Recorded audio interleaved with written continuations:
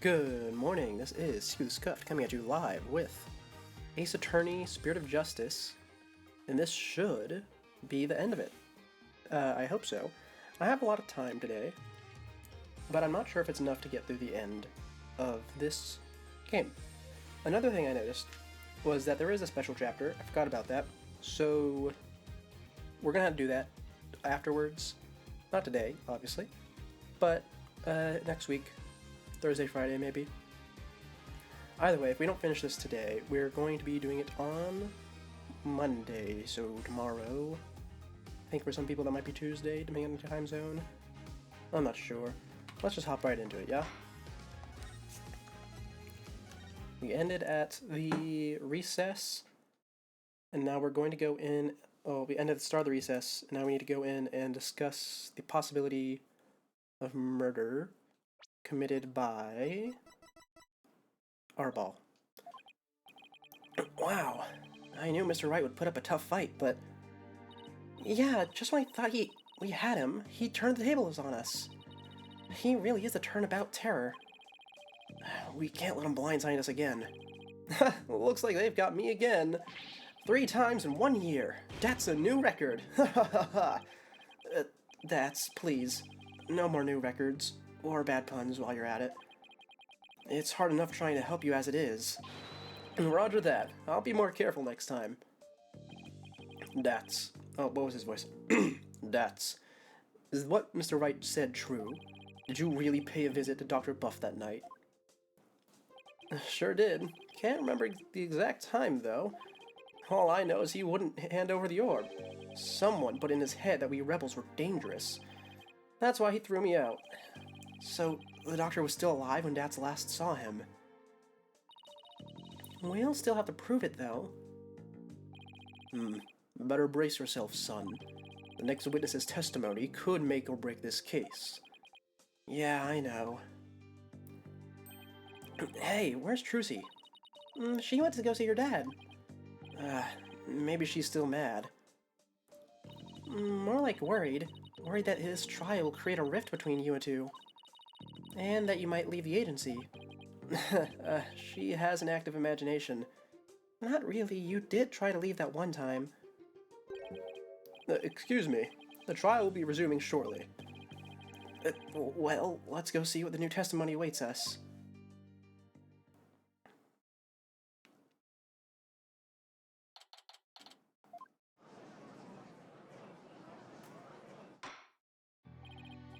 All right. Court is back in session. Mr. Wright, you said you had a witness? Your Honor, I would like to call the lone survivor of the doctor's murder to the stand. Wait, he can't mean that Sarge is here. You mean Dr. Buff's reclusive son? How did you get him to cooperate? Nothing a little persuasion couldn't handle. The poor child only agreed to help if it meant catching the killer. Getting a kid like that to overcome his fear. Well, that's impressive. And this must be really important testimony for the kid to come out in public like this. Very well, Mr. Wright. Please call your witness to the stand. It's gonna be the helicopter, right? Yep, helicopter time. What voice did I give Sarge? Oh my! Sergeant Buff at your service, sir. Here's the drone? Really? Mr. Wright, what exactly is the meaning of this? Past trauma has rendered it impossible for the witness to venture into the public. Leaving home was hard enough, and it seems leaving the witness lobby was just too much. But I would still like to continue with testimony delivered via this drone. I understand it must be terrible to lose one's father like that, but testimony via a remote-control toy... Well, let's take things for a spin and see how it goes. Not like we haven't done something similar before. And just who's piloting this trial anyway? The judge sure warmed up to the idea fast. I think the phrase you're looking for is gave up. You disappoint me, Corporal Justice. To think that... Oh, I didn't get to read that.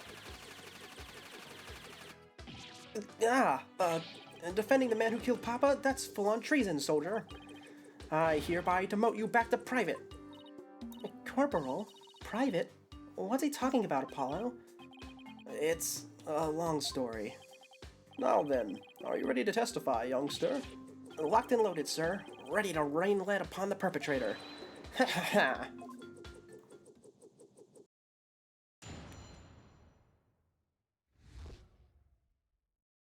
Alright.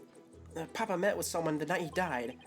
I didn't have eyes on the ground as I had already mounted my siege defense, but I did hear him arguing with someone in his study. From my window, I saw the one who designated Dats getting ejected from the premises. After that, the man lingered around the perimeter for some time. He must have regrouped and killed my papa in the study later. I just know it. Oh, that's a pretty obvious one. So he was thrown out, but later returned and committed the murder, did he? Yes, Your Honor. So the man my client saw really must have been the fling Mr. Arbol. Objection! Right, you backstabbing no good. I didn't kill no one. It's the enemy. Ready all missiles and fire! Whoa, whoa, whoa! Hey! Ah. Ha ha ha ha! Capitalist pig, I'll turn you into pork stroganoff. And that's just the taste of my ultimate anti-swine weapon. Whoa, it fires missiles too? Yes, well, the witness is all yours, Mr. Justice. Alright, let's see what he has to say. I mean, I know he has to say, but what he had to say about, what was it? I think it was this that it conflicts with? No. Which one was it? Do I have anything here that says when it was reported? I don't recall. I don't think I do, actually. Okay, I guess it's not going to be as straightforward as I thought, huh? Well, in that case, let's see. Yep, you saw him get ejected from the premises. He lingered around outside. Tell me about that. That does seem suspicious. He kept hiding behind trees and telephone poles and stealing glances at our house. Well, he couldn't exactly leave without the orb.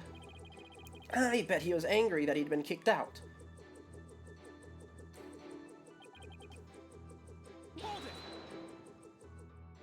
But don't you keep your front door unlocked? If so, then anyone could have gotten in. That's true. Papa didn't keep our house locked up. He said there was no need because there were only good people in Kurain Village. Yet, he ended up dead anyway. Only a monster could do what they did to my kind, trusting Papa. Although there will be no mercy. I vow swift and terrible vengeance. I'll carpet bomb the killer with everything in my arsenal. Fire!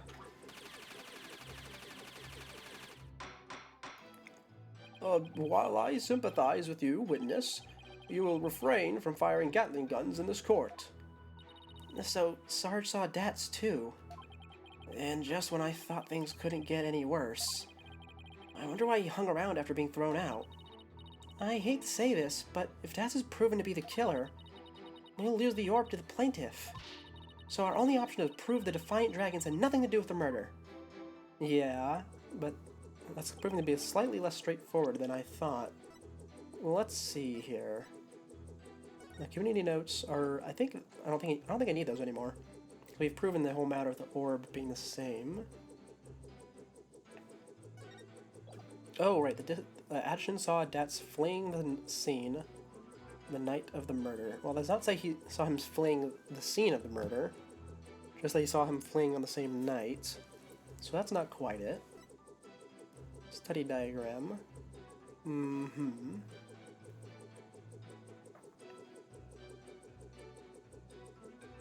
How did you see him hanging around? And have my eyes on the ground. You did hear him arguing with someone in his study. And from your window. Okay, you saw from your window. Gotcha. I don't know where your room is, though. I assume it's to the left of the entrance. Or, oh, actually, I guess it could be above the library. Either way, doesn't matter. You saw him getting ejected from the premises. Well, tell me more about that. How about that? Because I need to, can you clarify the layout, maybe? How is Mr. Arbol acting? Like a conquered trooper retreating with his tail between his legs. A trooper? Well, I guess he does dress like he's in the military. I bet those two would have been really hit it off if they had met under different circumstances. Yeah, I can see that. And so, the defeated soldier was expelled, but that wasn't the end. Okay, that's not it. You saw him lingering around the perimeter for some time. Oh, actually, I suppose I've been thinking about this all wrong. Because you are claiming that he would have killed him later, yeah? Must have regrouped and killed my papa in the study later. I just know it. Well, let's just look through these real quick. Nothing to do with the glasses. The moss. The raincoat. I suppose he left before this time? I don't actually have any evidence about when he left, do I, huh? Orb transfer agreements. The drone. But how would you have not noticed if he came around? Huh. Well, I guess you were asleep. That's probably it. And this layout doesn't seem to have anything notable about it.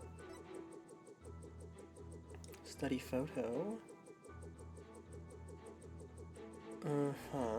Okay, okay. In that case, I think... Didn't have your eyes on the ground. Well, yeah, I think we should just press all these statements first, yeah? Your father met with someone? Could you be more specific? No. I was in the midst of a crucial defensive siege operation. Right. You're referring to how you don't leave your room, correct? You never know where the enemy might be lurking outside the siege perimeter. What about, you know, school? Oh, I don't go to boot camp. I'm a soldier. A sergeant doesn't associate with rookies still too green to fight. With a kid like this, I bet Dr. Buff won't be getting any rest in the afterlife either. It was very brave of you to come to the courthouse today. What was that you said about a siege defense? Oh, that? Well...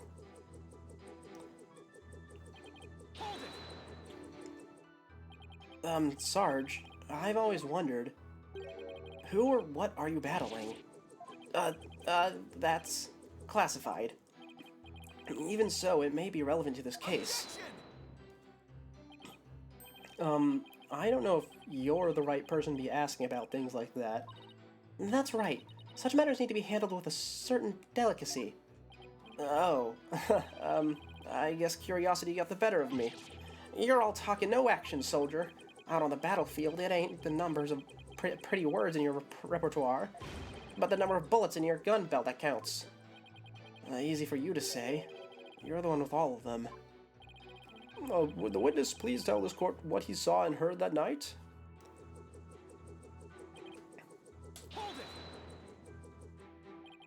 What was the argument about?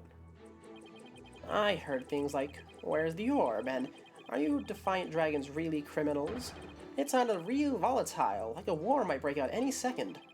So the two of them had an argument when Dats came to get the orb. Did you see or hear anything else?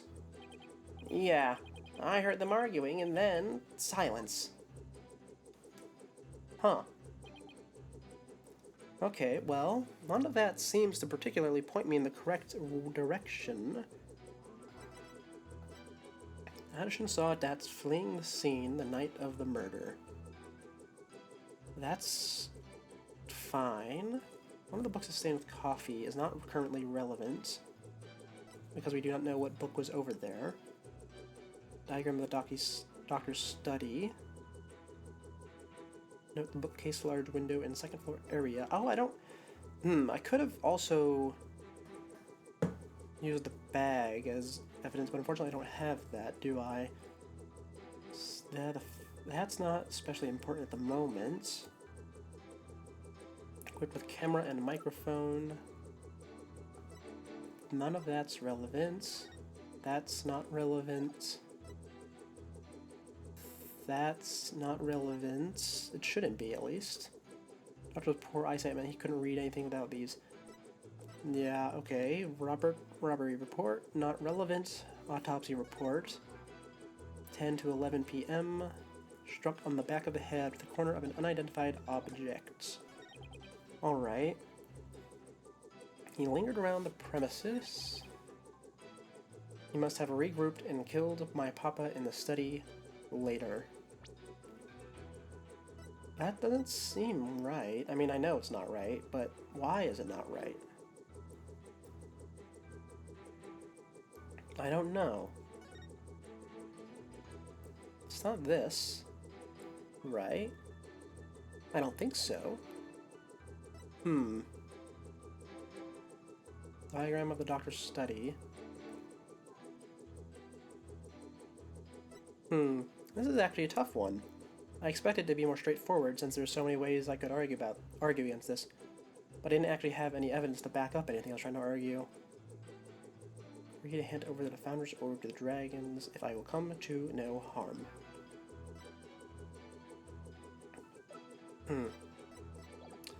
Okay, let's press this one more time. Just speed through it, see if there's anything I missed. Yeah, front door's unlocked. Anyone can get in.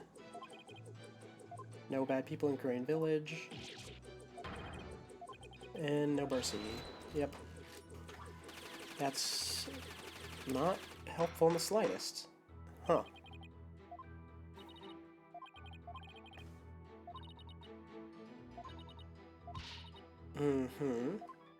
Well, we know why he's hung up about being thrown out. Because his bag was still in there. Actually, did he take his bag, that heavy bag, down the spiral staircase? Papa met with someone the night he died. No eyes on the ground.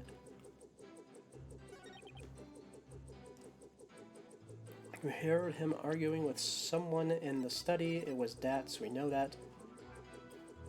Because Dats, as you saw, was pushed out. Or at least made to leave. And then he lingered around the perimeter. This is a tough one. But we can assume the timeline events is the doctor hides the orb, Dats comes with his bag, the doctor makes him leave without his bag, Dats wanders around, he leaves, Addishin shows up, and the body's there, right? I think so.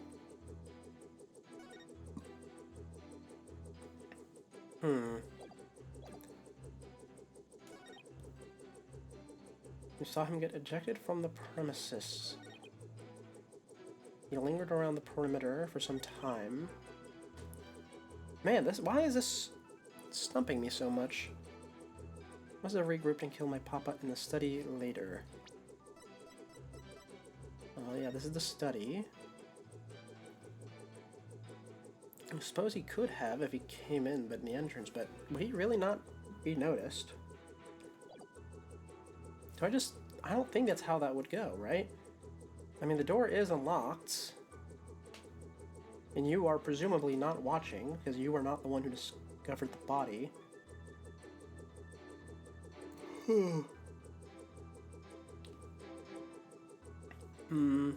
I don't think this is right, but I'm going to do it. Objection!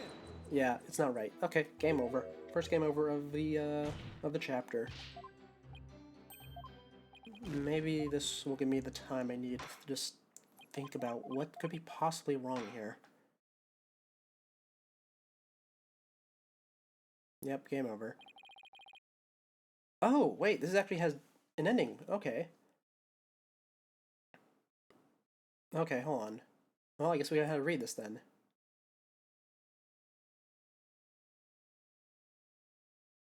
There's something off about that statement.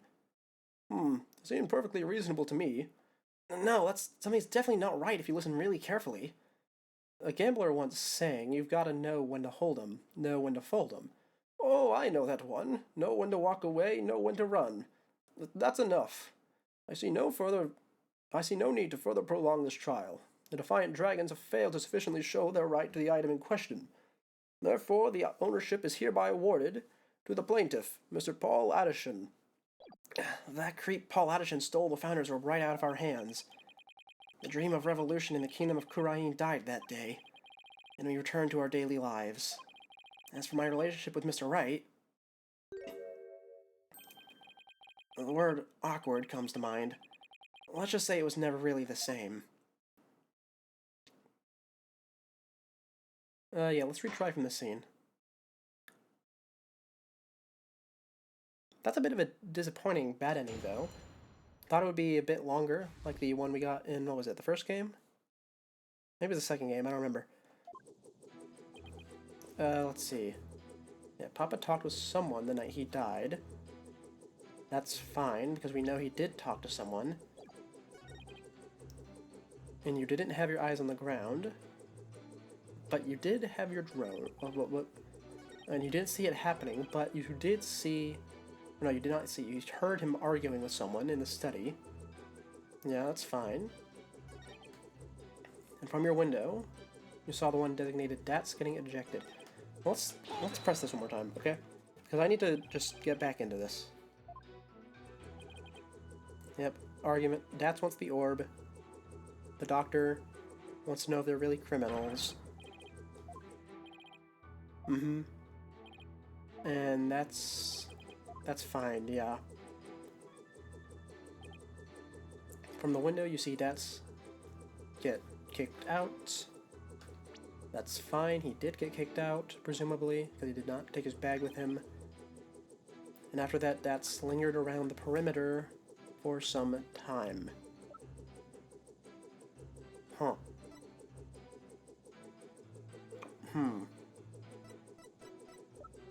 That's fine, right? Just being suspicious as usual? I think so. Yeah, that's fine.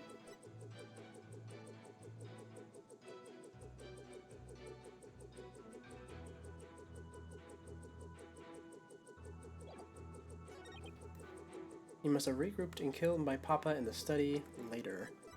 I just know it. Well, do I use a study photo then? Because it says Addison saw DATS fleeing the scene the night of the murder.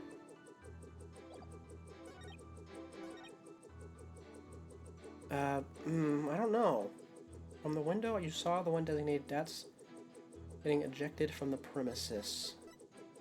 I'm going to present the study photo on these last three statements because I don't know which one it would go to if it is correct. Objection! And I also don't know if it is correct in the first place. So I'm just going to have to go for it, I think. Yeah, see him get ejected. See him lingering around the perimeter. Well, I don't think that the study photo would go to that.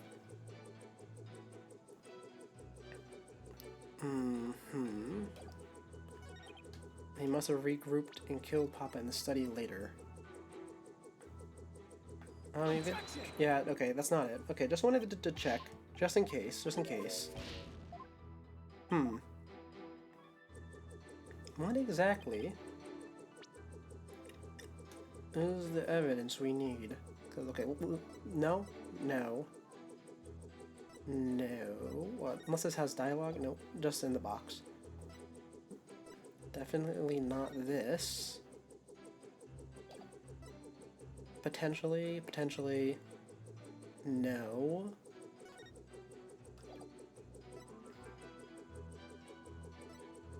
I mean, unless we're saying the transfer agreement is the reason, that wouldn't make any sense. That's not it. Yeah, most certainly not. No. No.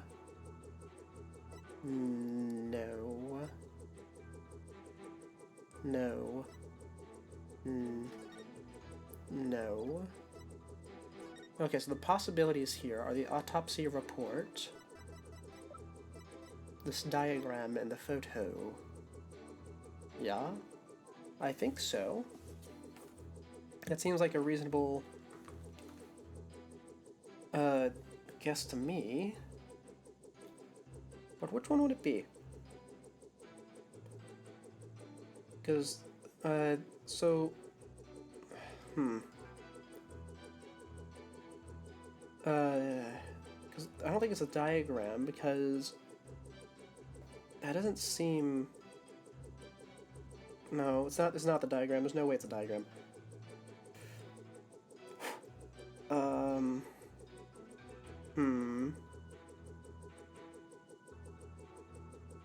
In that case, what about the photo? Now, is it really just the autopsy report? Assuming it's happening at...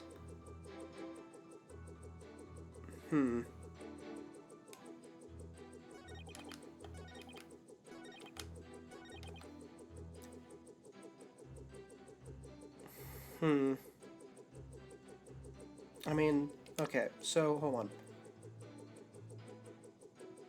Let's just say it. Say stuff out loud, okay? It's not the badge, because it's never the badge. It's not the orb, because we've already determined the identity of the orb, or rather, rather the orb is of irrelevant. It's just irrelevant, okay? This is about as useless as the badge. This was used to determine that the orb is in fact the orb, not the crystal.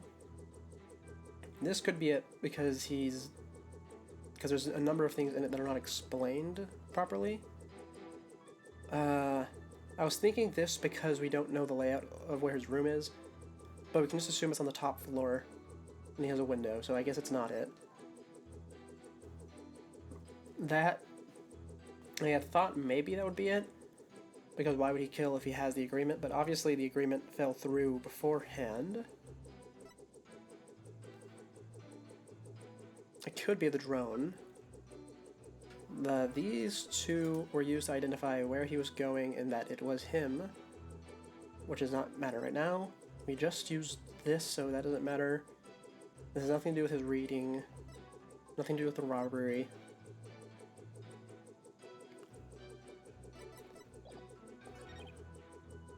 You did hear him. Well, where was the drone then? How about that? Because the drone has a camera. Have anything to say about that?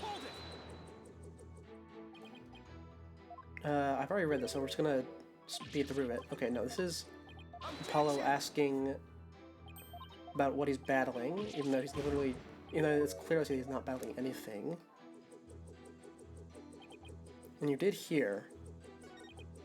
Well, why didn't you see? How about, is that it? Is that it? There we go, okay. Sarge, are you hiding something from me? How dare you question your superior officer like that? You want to get it on in this Stroganoff action with Pig Boy over there, soldier? Sorry, I'm not sure what you said. You said it kind of weird, but I'm afraid lawyers are missile-proof. What? Would the defense care to explain? It's simple, Your Honor. Just as he is able to see what is happening in court right now, Sarge was able to see what was happening in the study then. With his cherished drone, of course. Now that you mention it. And to think, the answer was right before our eyes this whole time. Sarge, you were perfectly capable of patrolling the study that night, so you must have seen something. But, yeah, I'm hit. What's the strange new weaponry you're using against me? Courtroom warriors don't use guns or missiles because evidence is our weapon of choice. And the evidence has exposed your bald-faced lie. And your oil sweat, which we haven't seen in a long time. My truth bomb, Sarge, has stripped your defenses bare. The truth bomb? No! Mayday! Mayday, I'm going down! Oh, still sweating down there. But, oh, my, are you alright? Evidence. Never have I seen such fearsome ordnance. Tell it to us straight, Sarge. After all, you want to help your father, don't you? Papa. Yes, you want to find out who killed him, don't you? So please, tell us what you saw that night. It's... It's... Oh, hello. Uh, Mikonox Rogue... Mikonox Rose, thank you for the raid. The party of 7. It's Oh, yes, it's good to see you. I've seen you've been streaming, what was it, Hogwarts Legacy recently?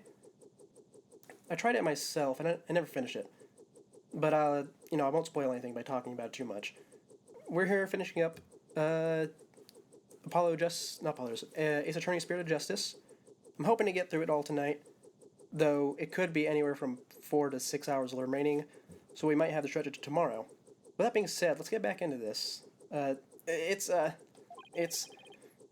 what you think. I didn't see anything. I swear. You sure? You seem awfully stressed for someone who didn't see anything. Yeah. What? The firing again? I just said I'm missile-proof, though. Sarge, you need to answer my question. Shut your pie hole, maggot. I'll be a scorching day in Siberia before a lowly private like you orders me around. What's with him in Siberia, of all places? But if a scorching day is what it'll take, then maybe it's time to turn up the heat. Hey, Athena, you think a therapy session might help? Well, it could alleviate some of his anxiety. Oh, this could be the last one of the game. Plus, I'm picking up a lot of discord in Sarge's voice. That usually means the patient wants to say something but can't for some reason. And in Sarge's case, I imagine whatever is plaguing him is pretty severe. In that case, I leave it to you and your mood matrix magic. You got it. Okay, actually, there's probably going to be one more. I can't imagine they give Sarge the last one of the game. Your Honor, I believe I can be of some help here. Time for a therapy session, is it, Miss Sykes? Yes, I will help the witness with his anxiety. Maybe even enough to testify. Then by all means, please bring this poor child out into the light of day. Oh, but I assume this will be all right with you, Mr. Wright. Why not? It's not like we haven't been through this before. What are you butting in for, a lady? There ain't a place on this battlefield for you. I beg to differ, Sarge. This G.I. Jane's always ready for a fight in the courtroom. You just finished? Oh, yeah, I didn't watch, but I did see. Always looking to raid someone after this, assuming it's not because my internet died when I end. And, I haven't been able to do so recently, since I'm usually the only one out at this time. But I did see you, streaming pretty consistently over the past, I say 2-3 weeks, starting a week ago. And wait until you see what I've got in my arsenal. Analytical psychology. With it, I'm gonna blow a big ol' hole in the armor you've built around your heart. First evidence, now analytical psychology. Where are these WMBs coming from? Well, if it's a battle you want, bring it on. You may have started this war, but I'm gonna end it. Corpsewoman Sykes. You got it, Sarge. Time to seek out the agony buried deep in your heart. Brace yourself. Oh, rare widget line. Oh, I suppose I should give my theories on how this is going to go, since we have people here for once. So this civil trial, it's not the end of the game. I was thinking maybe it would be, because having Apollo and Athena against Wright is a pretty big deal, but it's not really shaping up to be the finale. So I'm thinking, after we determine who killed the doctor, which I have no clue who it is right now, since I don't even think they're in our court record. Probably need another day of investigation for that. We're probably going to move over to Khura'in for the actual final trial, or at least that's how I see it, because we need a way to conclude Sanmati's story, and we need a way to involve Edgeworth, because they're not doing the final game without him. And they also need to hit that little quota of using the new mechanic. But I can't think of a way they would do that without having a second trial. And it's not like it's a new thing. We've had double trials before. Double trials, yeah. I stayed in my room with my drone that evening. I heard Dad and Papa arguing with each other. That's got kicked out, but I saw him still hanging around outside. I was in my room, so I didn't know Papa was dead until the next day. Okay. That's an interesting thing to say. Where do I want to start with this? Yep. Depressed as usual, surprised at the arguing. Extremely surprised and sad to see him outside. Well, that doesn't make sense. Very sad that you see him outside. Right? This emotion isn't that out of place, given this statement. Apollo, are you just looking at his emotions as they relate only to a single statement? It's really important to look for emotional fluctuations between different statements, too. Oh, right. Thanks for the reminder, Athena. Alright, let's give that a try again. Well, she pinned me perfectly there. And then the last one. You didn't know Papa was dead until the next day. Oh, well, this is it. Why are you not surprised?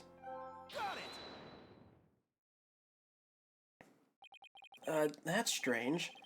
You reacted with shock when you discovered your father's body. Yet, you weren't nearly as shocked then as when you saw Mr. Arbol. Normally, you'd expect the death of one's father to be much more impactful. Enemy fire! Direct hit! That is strange. I wonder what it could mean. Well, we know he wasn't as affected by his father's death as he should have been. And I think I know why. Oh? Sarge, you weren't as shocked at seeing your father's body as seeing Mr. Arbol because you'd already seen his body, right? Sarge, maybe the truth is you left your room that night. And that's when you saw it. Your father's body, I mean. I saw no such thing. Really? You didn't see his body? Alright then. What did you see? Oh, okay. Look, Apollo. We've lost some noise. So, just as I suspected, he really did see something. Sarge, please, tell us what you saw. The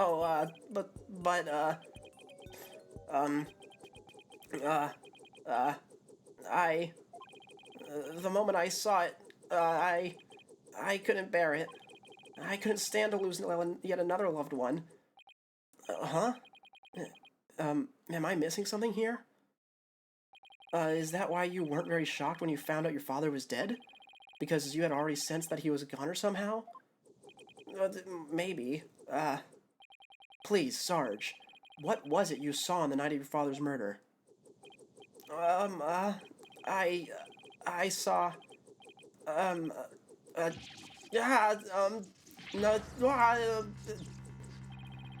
what's happening? I don't like where this is going.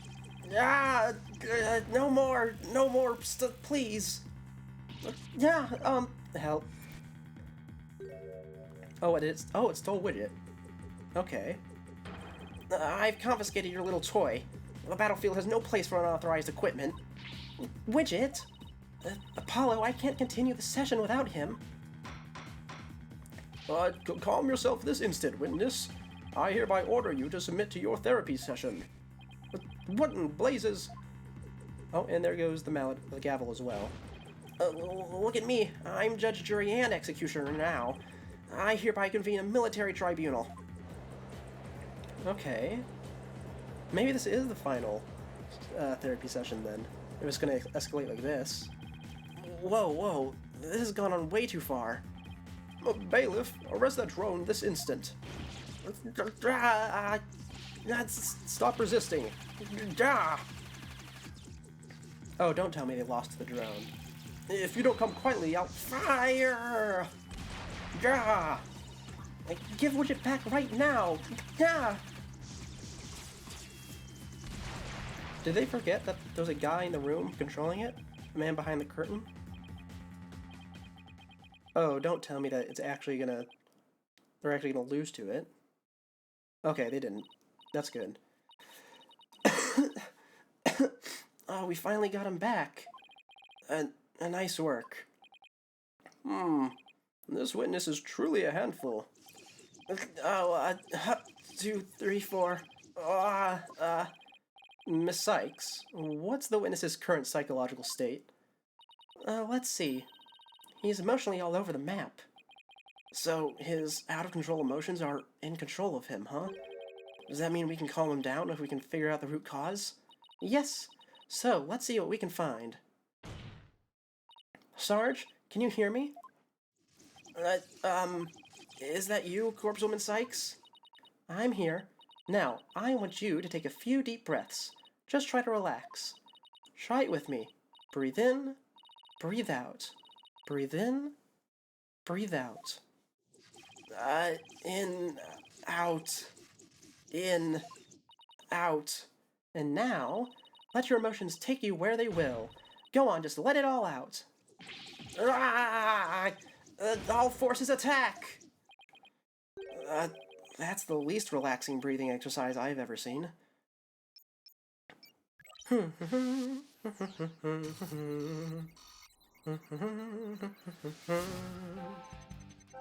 And here we are.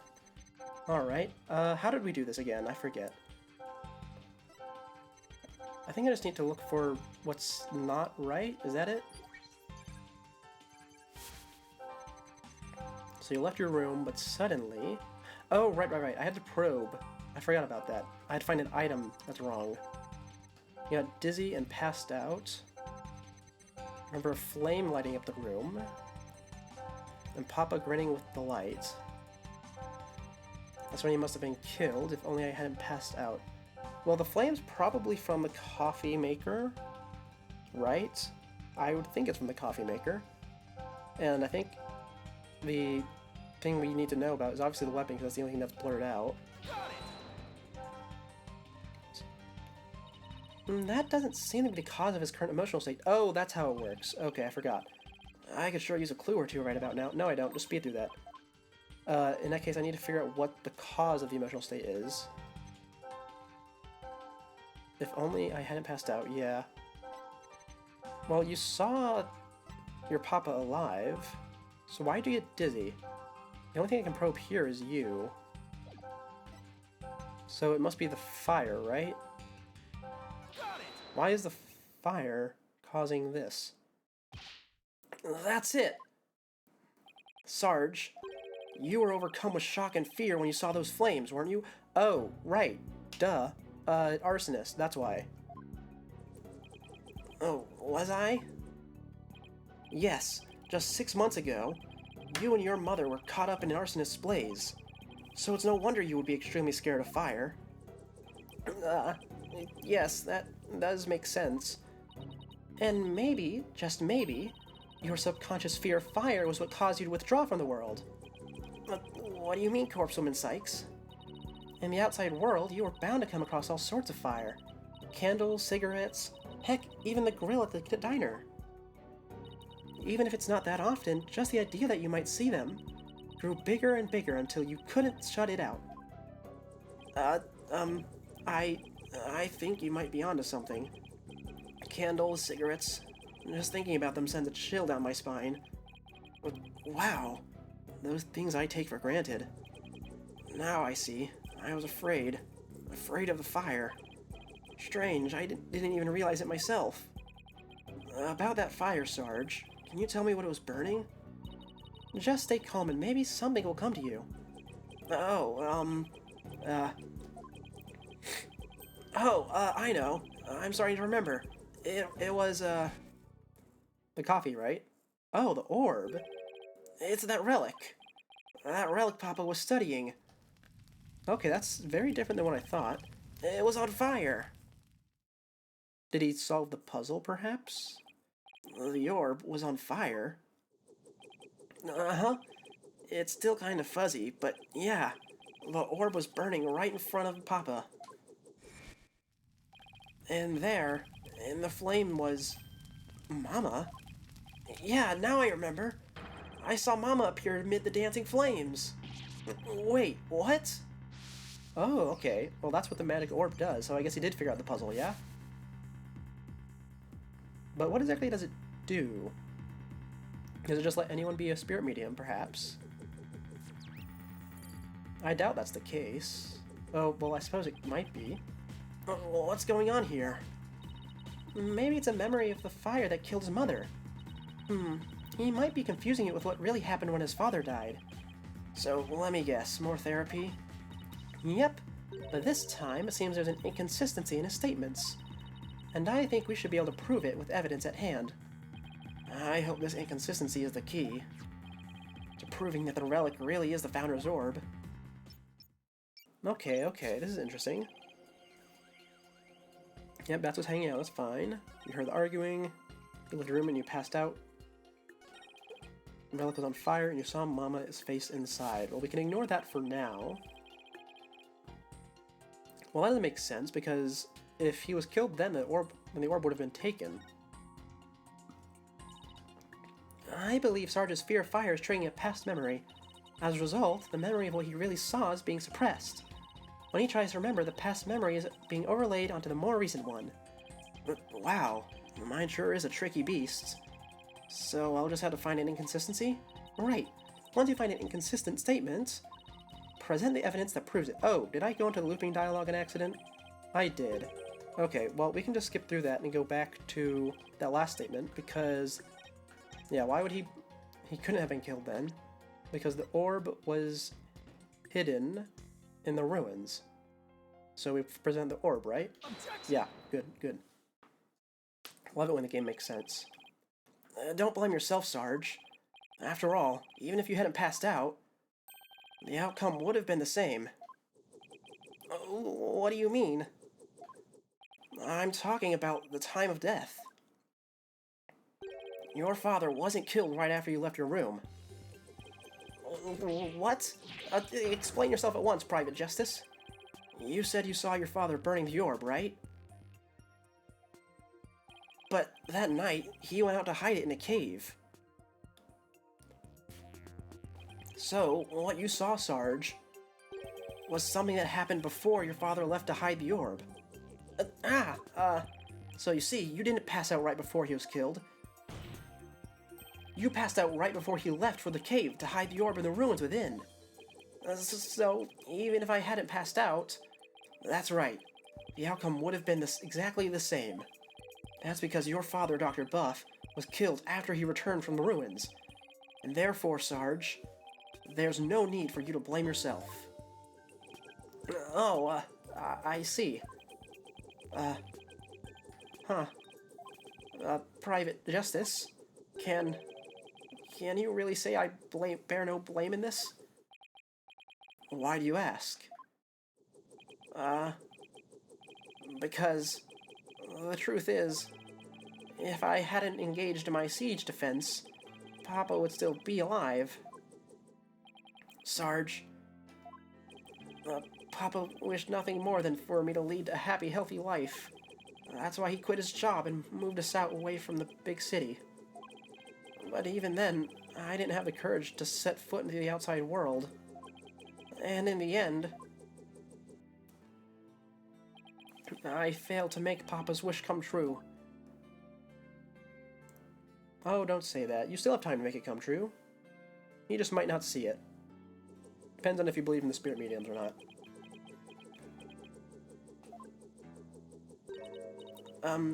Sarge?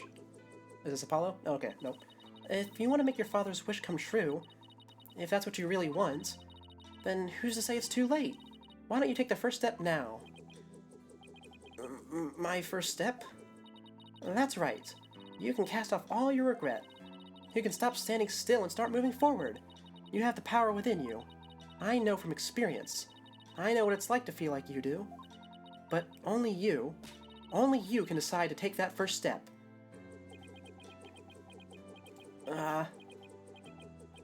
Oh, is he gonna come out and stand, perhaps?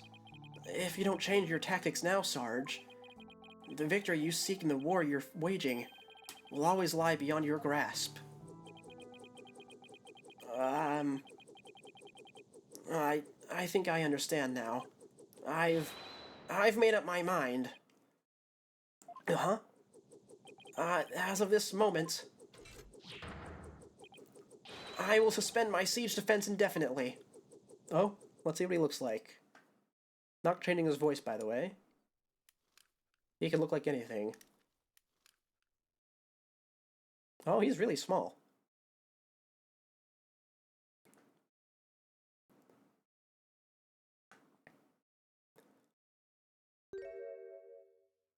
Oh, well, no, we're keeping his voice, or her voice, as is. Huh?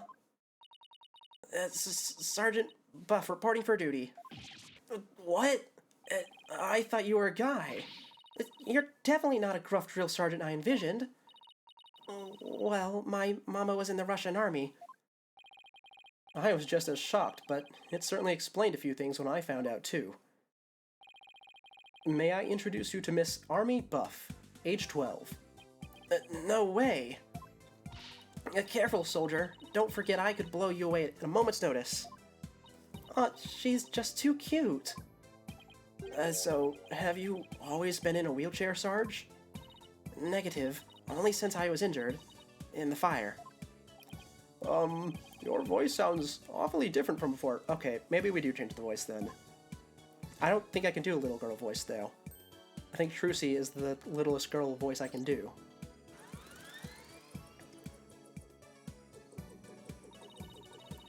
My drone features a voice modulation device. It's just one of my Army's many technological marvels. I'm not sure about that. Well, you fooled me. I thought you were some 20-something military fanatic at the controls. If it's all the same to you, troops, I'd like to continue my testimony. I just remembered something, and it's as crisp and clear as a trumpet at roll call. What did you remember? It wasn't my mother who appeared in the burning orb. It was some lady Papa had shown me a picture of a long time ago. He said it was, the Holy Mother, the founder of Kurainism. She appeared right there, right in the burning orb. Huh? What did you say? Well, that seems like pretty definitive proof if we can take it at value. Or at face value, that is. Oh, perfect. And that's the end of the therapy session. Thank you, Widget. The Holy Mother of Kurainism was in the burning orb?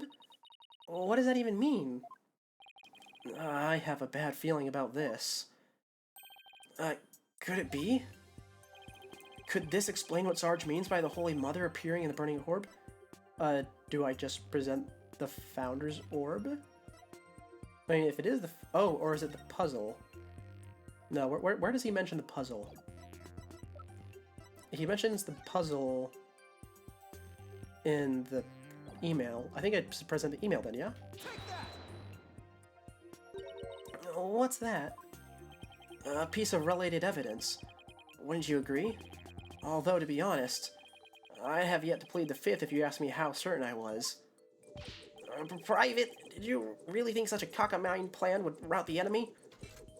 Okay, I suppose that's not it. Wait, then how did you want me to relate to it? Because, do I just present the orb then? If the orb was burning, maybe the evidence you're looking for has to do with fire. Yeah, I know. Okay, then. Well, nothing here exactly stands out to me. Offer thy prayers as fervent as fire. It could be that, I guess. That's the only thing I see here that's related to fire. So it's either the Founder's Orb or the research notes. Let's go with the research notes first, shall we? Dr. Buff's research notes? What do they have to do with this? Oh, look at this. The burning orb, the appearance of the Founder. This part points to both. Right here. There's a legend about the orb involving a mysterious riddle. And this song, in turn, is said to contain the key to solving it. If the legend is true, then I believe the answer lies in this part of the song. Offer thy prayers as fervent as fire. Only then shall the Holy Mother return. Well, anyone else see where I'm going with this?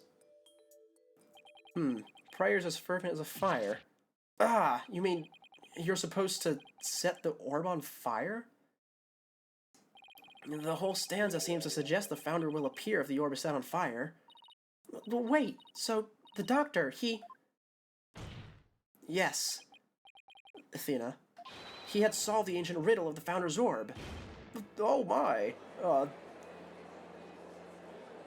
know, I wonder how this connects to the urn. Because it seems like the obvious twist is going to be that the Ami Faye is the Founder. But I don't... You know, I'm not completely confident in that. But I wonder if it does relate to the urn being shattered. Papa was a great archaeologist, so I believe in him. And I want to believe. I want to believe he achieved his long-time dream of solving that riddle before he died. Well, we won't know for sure until we try it for ourselves. Yes, do it, Private Justice, please. I want to see what Papa was searching for with my own eyes. The plaintiff must object to this. The plaintiff will stand down and be quiet. You just don't have the right. You don't have the right to set a precious relic like that on fire. Oh, but I do. All I needed was Sarge's permission. Since we still don't know if this treasure is the Founder's Orb or the Crystal of Ami Fe, any ownership rights the Doctor had now belong to his daughter. Therefore, you have absolutely no right to stop us. Very well, Mr. Justice. I never thought I'd be saying this, but you may burn the evidence. Alright, here we go. And what are we gonna see? Oh, 3D cutscene. I was half expecting it to be one of the 2D ones. And the orb moves, the contents of it at least. That's a bit odd. Look! Apollo! The inside of the orb, it's melting! I wonder what... there's something in there. That's a very interesting structure. I don't think you could make that without 3D printing, could you? Dirk, isn't she... Her garb her garb leaves no room for doubt. It's the Founder herself. Face and all. Is that the voice I gave him? I don't understand. The greatest of taboos in Kurainism is the depiction of the Founder's face. Yet here it is, hidden within this orb. Alright. Sorry, Mr. Wright, but as you can see, the issue is crystal clear. This figure is the Holy Mother, founder of Kurainism. And based on that, this must be none other than the Founder's Orb. But be that as it may, Mr. Arbol still may have killed the Doctor. If so, it would render the orb transfer agreement null and void. Don't play dumb, Mr. Wright. The truth of the matter has already been proven.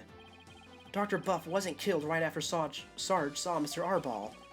It happened after the Doctor came back from hiding the orb. And you have no proof that Mr. Arbol was still around at that time. Your claim that the Defiant Dragons were behind the crime doesn't hold water. And that means the orb transfer agreement is still perfectly valid.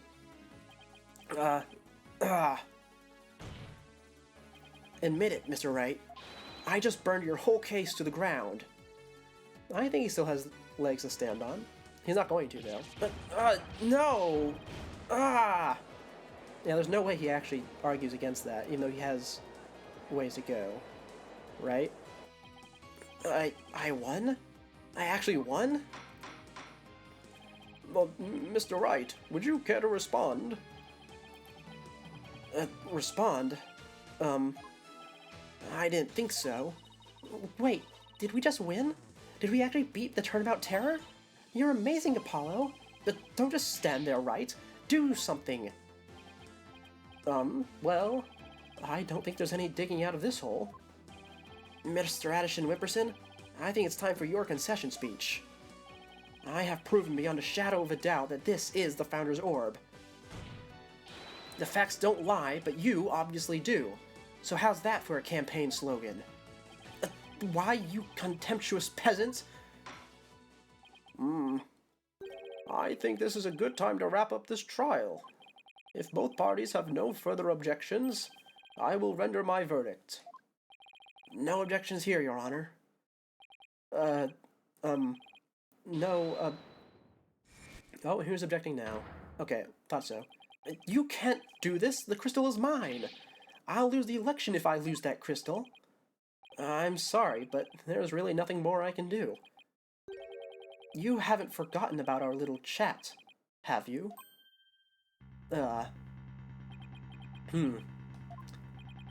What's going on here? Objection!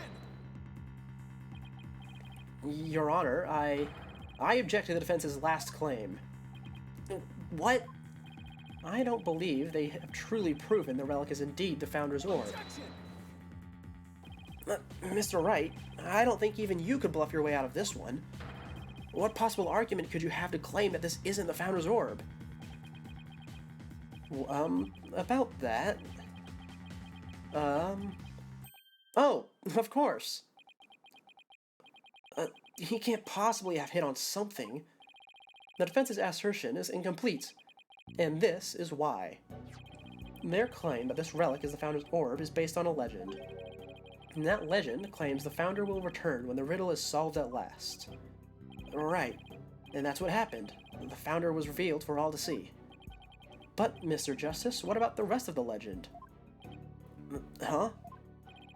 According to the legend, once the Founder returned, she would bestow spiritual power onto the person who solved the riddle. You're kidding, right? Well, Mr. Justice, do you feel great spiritual power coursing through your veins? No. But receiving spiritual power and stuff, it's all just mystic mumbo-jumbo, right? Maybe so, but you're the one basing your claim on said legend. And what we saw here does not fully fulfill it, does it? No, but... consequentially, you cannot rightfully claim that this is the Founder's Orb. Oh my god, I hate that argument. Not in the bottom 5 it's made in the series, but definitely a bad one. Judge, please don't go with it. What's gotten into him? Why is Mr. Wright doing this? It would appear that Mr. Wright has lost a few of his marbles. That couldn't be further from the truth, Your Honor. In any case, I believe this is a good time for a recess. Both sides will have 20 minutes to prepare. I ask that all arguments be ready by then. Oh, and Mr. Wright, you do well to wash up and find your missing marbles by then, too. Right. Okay, a recess? Why a recess? What could we possibly argue with the current inventory? Do we have anything on Ami Faye, or is Wright gonna pass that over? I suppose at this point the only thing we have to argue about are the details of the murder. But even then, we don't have much to go on. Huh.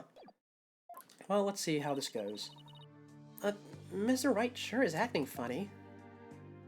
I mean, he's famous for going out on a limb, but that last assertion was just plain crazy. It's either a bluff or a Hail Mary. Either way, it doesn't make much sense. Maybe there's something we're missing here. Although, he seemed perfectly normal when we spoke earlier. Apollo, I have a bad feeling about this. I'm gonna go check up on him. What's going on with you, Mr. Wright? Hey, Private Justice? Sarge. I forgot to mention something. On the night of Papa's murder, a strange thing happened. But why are you only telling me about it now? Well, I didn't say anything before because I thought Papa's death was an accident. But now that we know otherwise, I figured it might be important. There's still more to this case? When I left my room and lost consciousness, I passed out right here. That's right above the coffee bar. But when I came to, someone was pushing my wheelchair. What? I was so scared I beat a hasty retreat, as fast as my wheels could take me. Do you know who it was? No, it was pitch black. Plus, I fled to my room so fast I didn't even have a chance to turn on the lights. Maybe it was your father. No, he would have said something to me. Besides, I'd have known if it was him. So then, it could have been your father's real killer? My thoughts exactly. But you didn't report this to the police? It didn't even occur to me. It's okay, you were obviously still upset, so don't beat yourself up over it. Apollo, this could be really important information. I think the act of pushing Sarge's wheelchair could be part of some bigger scheme.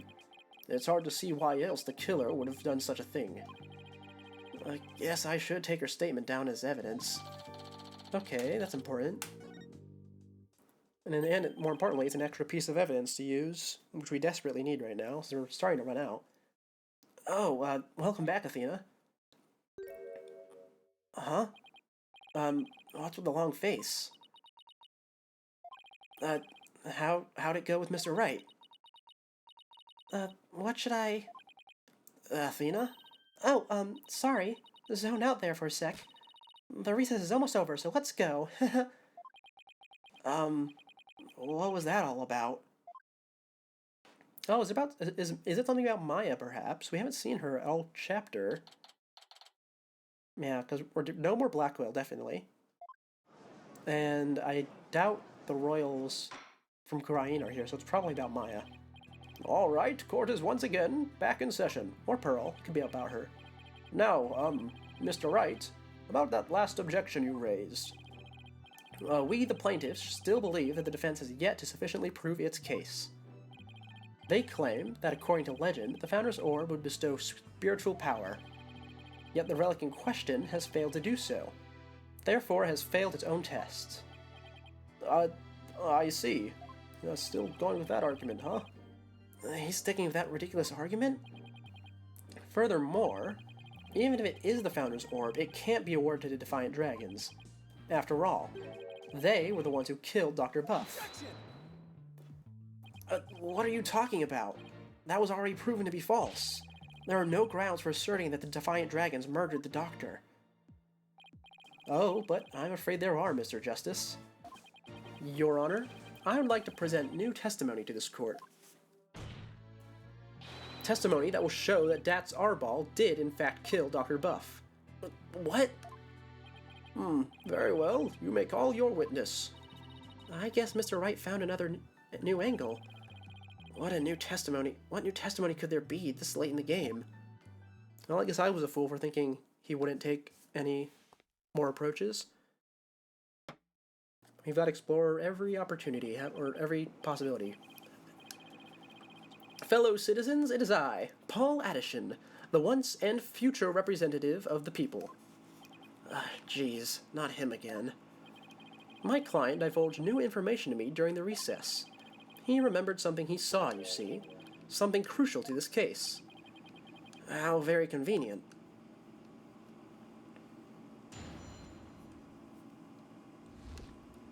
Let's see, what do we got? It was around 11 at night, and I was out on a mobile meet and greet around the village. That's when I saw Dr. Buff being murdered from outside his study window. Mr. Arbol snuck up from behind and struck him on the head. His weapon of choice? A suitcase. A big, strong man like him could easily swing a heavy suitcase into someone's head. No. Not his suitcase. You saw the murder as it happened? And you're just telling us now because... I saved the best for last. It's a tactic known to all the political greats. The murder weapon was a complete mystery, but my client's eyewitness account has finally brought it into light. According to the autopsy report, Dr. Buff was struck on the head by the corner of some object. I suppose that very well could be the corner of a suitcase. But eyewitness testimony isn't the same as hard evidence. Oh? I wouldn't worry about that if I were you. What's that supposed to mean? We have physical evidence, too. A luminol test revealed. Oh, is there actually blood on it? Oh, there is. The doctor's blood on Mr. Arbol's suitcase. Really? But how does that prove Mr. Arbol used it as a weapon? You should know the answer to that yourself, Mr. Justice. Since you know as well as I that the suitcase is covered in his fingerprints. I forgot we dusted it right in front of Emma. Okay, how did that happen? Did he fall onto the suitcase, perhaps? But if he was struck twice with the corner of two different objects, that should be noticeable in the autopsy. The turnabout terror strikes again. This is quite convincing testimony and evidence. Nevertheless, you may proceed with your cross-examination, Mr. Justice.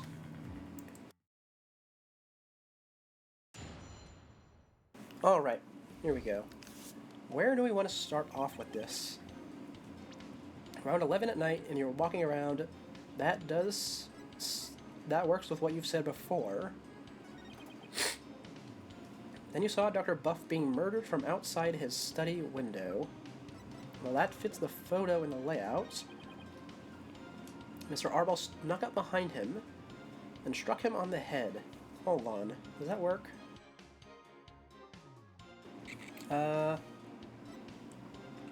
What does this say specifically? Okay. Oh, this has a diagram in it. Perfect. Okay.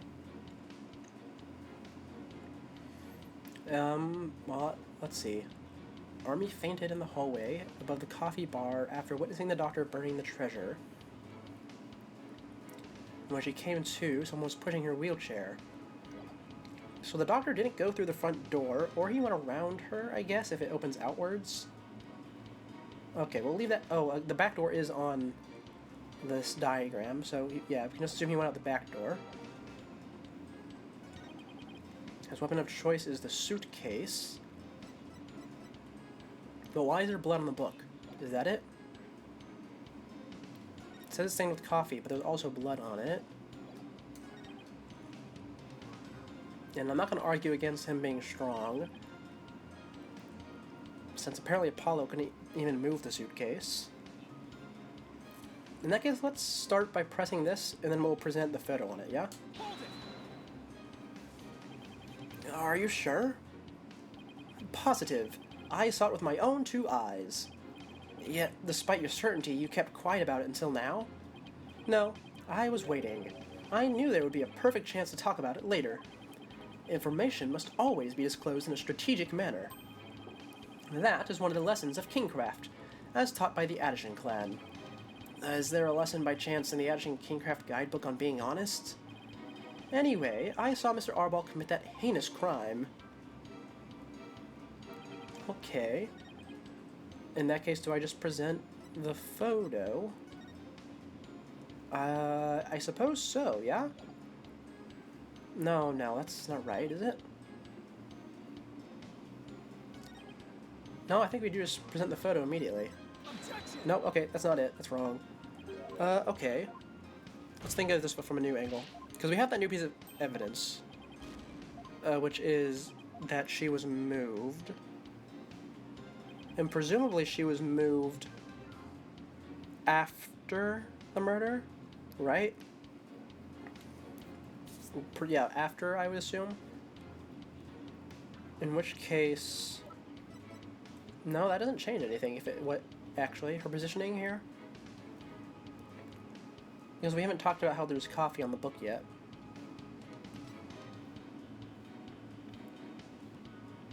Someone was pushing her wheelchair, so she fled to her room. Which means... Oh, okay, I see how this evidence is supposed to be used.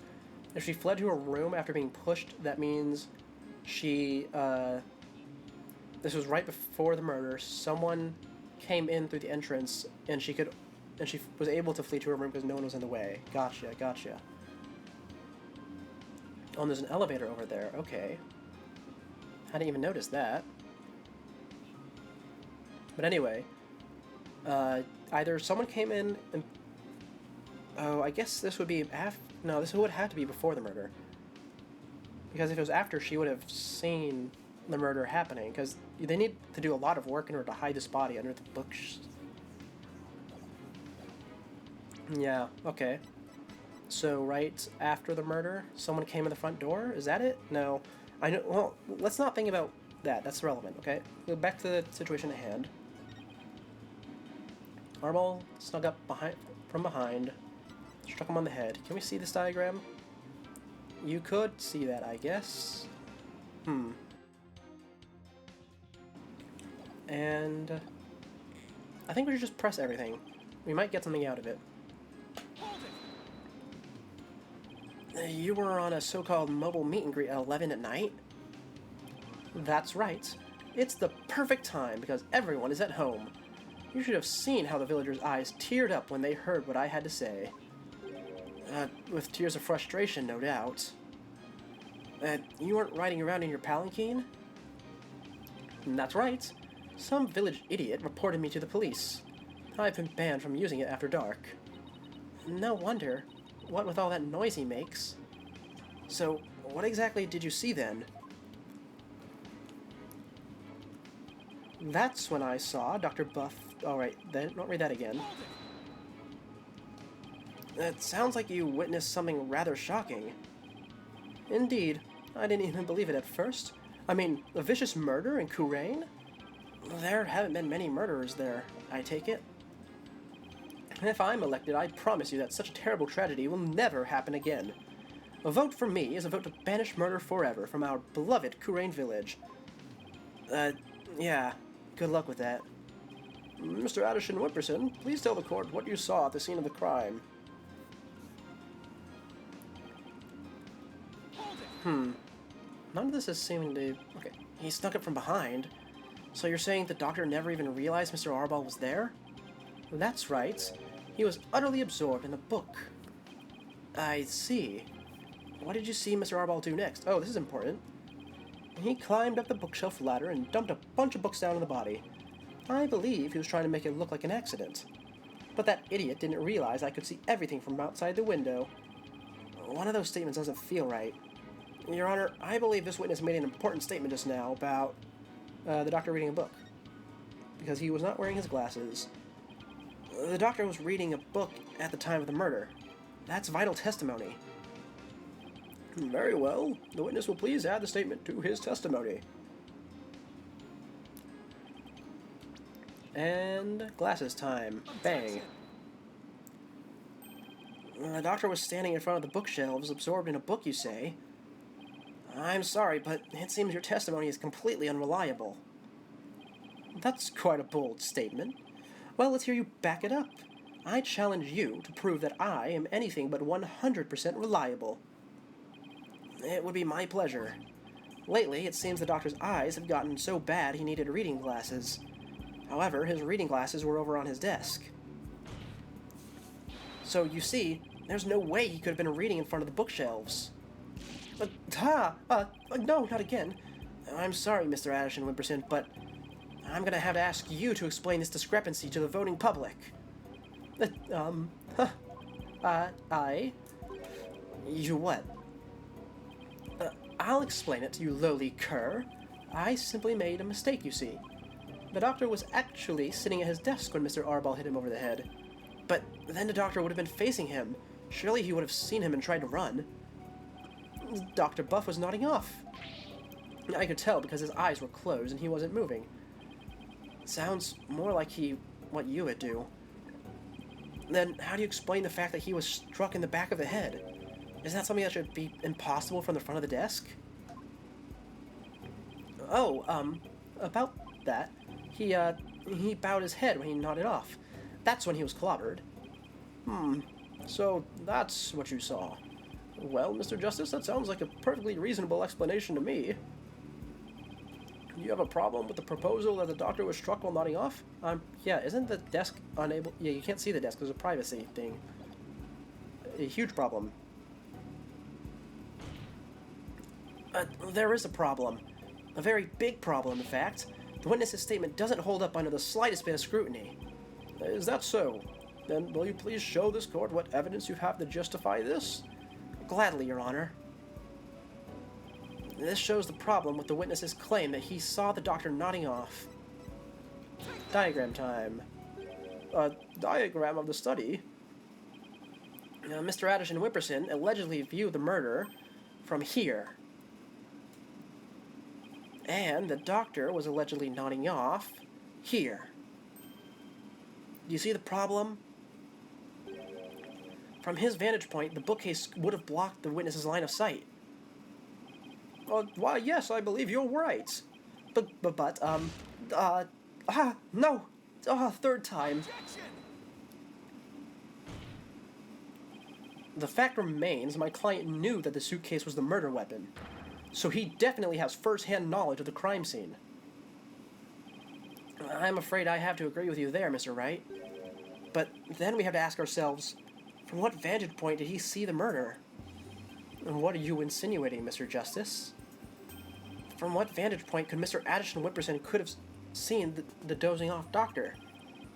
Once we determine that, I believe we'll finally see the truth behind this incident. Will he be on the balcony, right? So he's the one who walked in the door.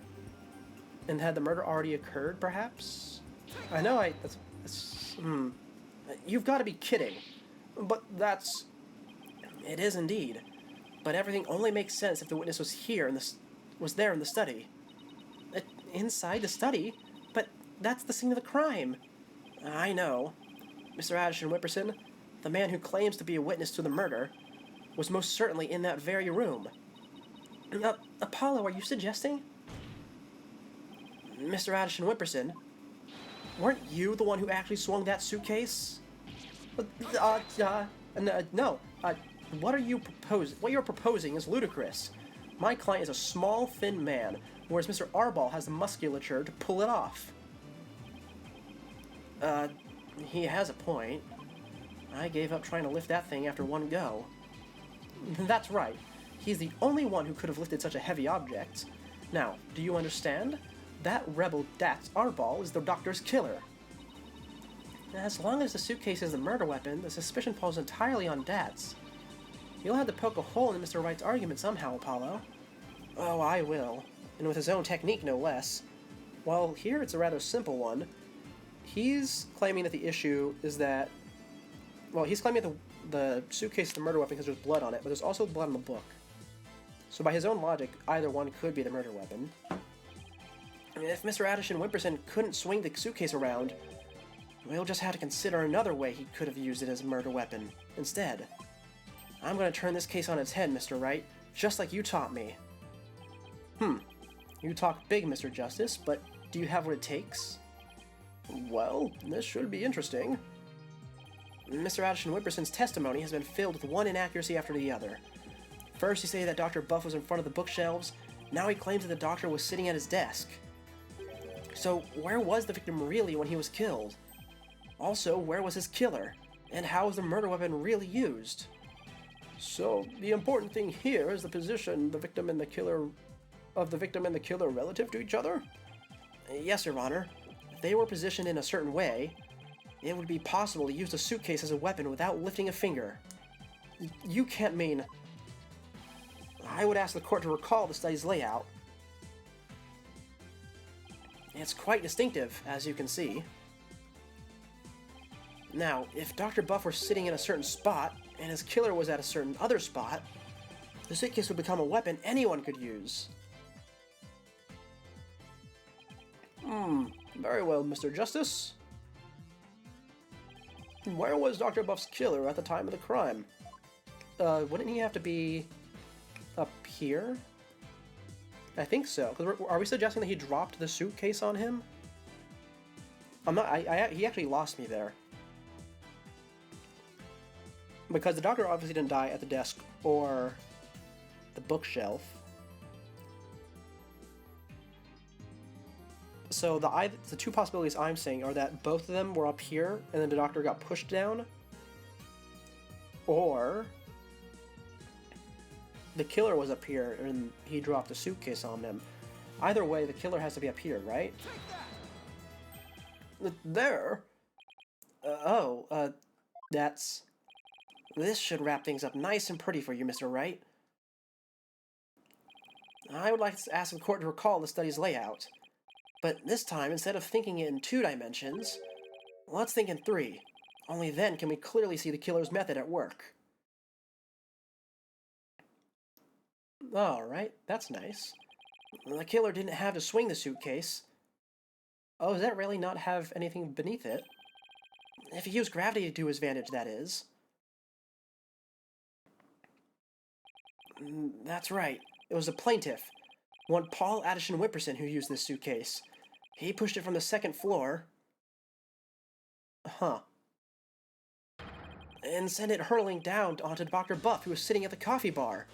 I'm sorry, I'm just thinking about how there's no panels beneath that railing. That seems really dangerous when you have a kid in the house, and I know they're in a wheelchair and probably can't fit under there. But still. Yeah, the psychology book had been at the coffee bar, no doubt. The doctor must have set it down there after he'd finished reading it, or the like. but his blood got on it, which is why the killer thought to hide it in that mountain of books. That's quite an entertaining theory you have there, Mr. Justice. But there's no evidence that the murder took place at the coffee bar. I'm not so sure about that, Mr. Wright. I'd say the evidence of the murder occurring at the coffee bar, well, going off the flow of the situation, it does exist. Oh, right, Army statement, yeah. The evidence does exist, and I'm going to show you. You are? Now this right here is proof the murder took place at the coffee bar. Oh, the coffee stain, right, yeah, forgot about that. Now this brown stain was determined to be coffee. What's more, it was still a bit damp when we saw it yesterday morning. One look at this book speaks volumes, I'm afraid, Mr. Wright. It tells us that the doctor was having a cup of coffee at the coffee bar. That's when the suitcase came hurtling down, striking him on the head, causing both his blood and coffee to splatter on it. Well, Mr. Addison Whipperson? What motive could I possibly have had to kill Dr. Buff? And there it is. That final excuse cornered killers are so fond of. That thing I've been calling out for ages as being a horrible argument. Well, the doctor never returned your crystal to you, did he? Instead, he hid it in the cave ruins. Telling him that the Defiant Dragons were a dangerous bunch was a huge blunder. All it did was make him hide the orb. Your lie came back to bite you in the end. Even worse, the doctor saw the news reports, so he knew the relic was the Founder's orbs. Being the conscientious researcher he was, he knew he had to return it to its rightful place. And that meant keeping it out of your hands. You were so angry that he refused to return the relic to you. That you killed him with your own hands. Isn't that right, Mr. Addison Whipperson? How many times have I crushed it now?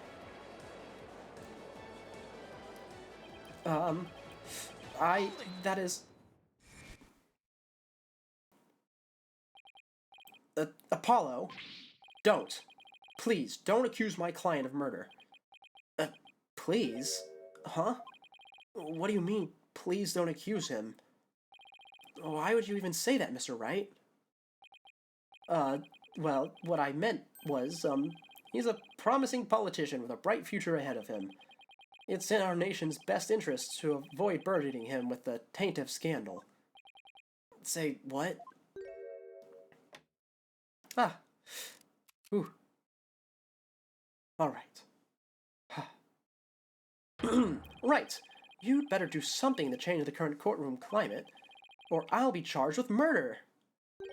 And you know what will happen to her if that happens. Oh, it is about Maya. What's he talking about? Well, I can ponder that for later. For now.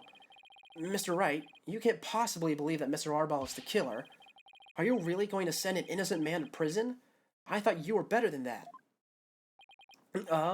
Well, Mr. Wright, answer me. This would be a great time to call, Shelley. I know you're not in contact with him, but this is a very similar situation. Mr. Wright, what in the world's going on here? I think he'd probably lend a hand. If you won't say anything, then...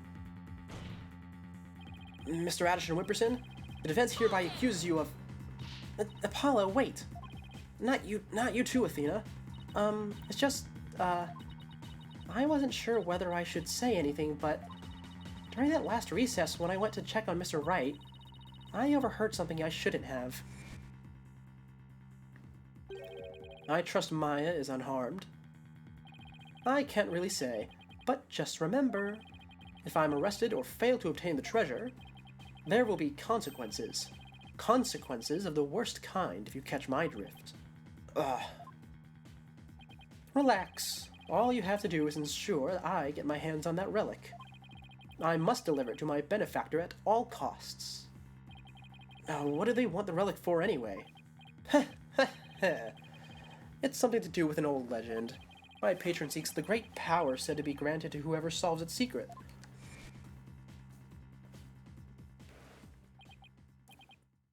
Maya? As in Maya Fey? Yeah, the boss's legendary former assistant. Miss Fey's being held hostage? Again? So it seems. Why didn't you tell me as soon as you heard this? Sorry, it's just... Mr. Wright spotted me before I could slip away and made me promise not to tell you. He said it would make things more difficult if you found out. As if things weren't already hard enough. So that's why Mr. Wright was acting so strange. I had no idea. This must have been excruciating for him. Think it, Justice. There's got to be something you can do. Mr. Justice, about that last statement of yours. I believe you're in the middle of accusing the plaintiff of murdering Dr. Buff. Would you care to continue? I'm sorry, Apollo.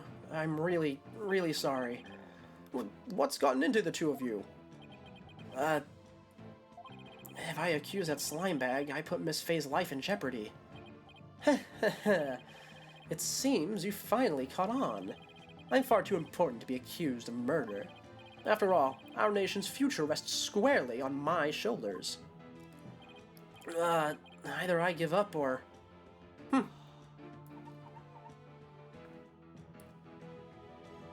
Once I present the crystal to my patron, my victory is assured.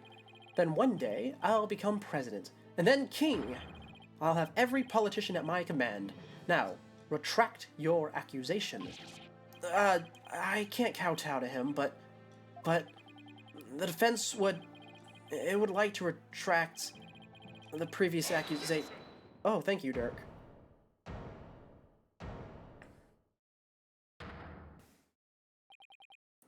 Apollo. Dirk. I don't know what's going on here, but a lawyer should never look the way you do right now, with defeat and resignation written all over your face. Oh man, it's hard to do his voice now that my throat's no longer sore.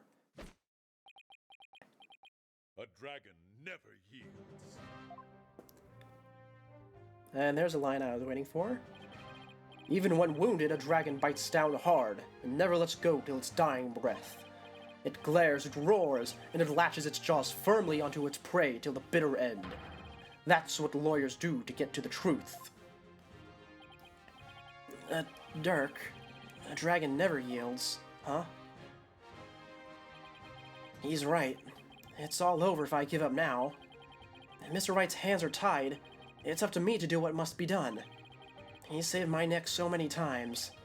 Now, it's my turn to save his.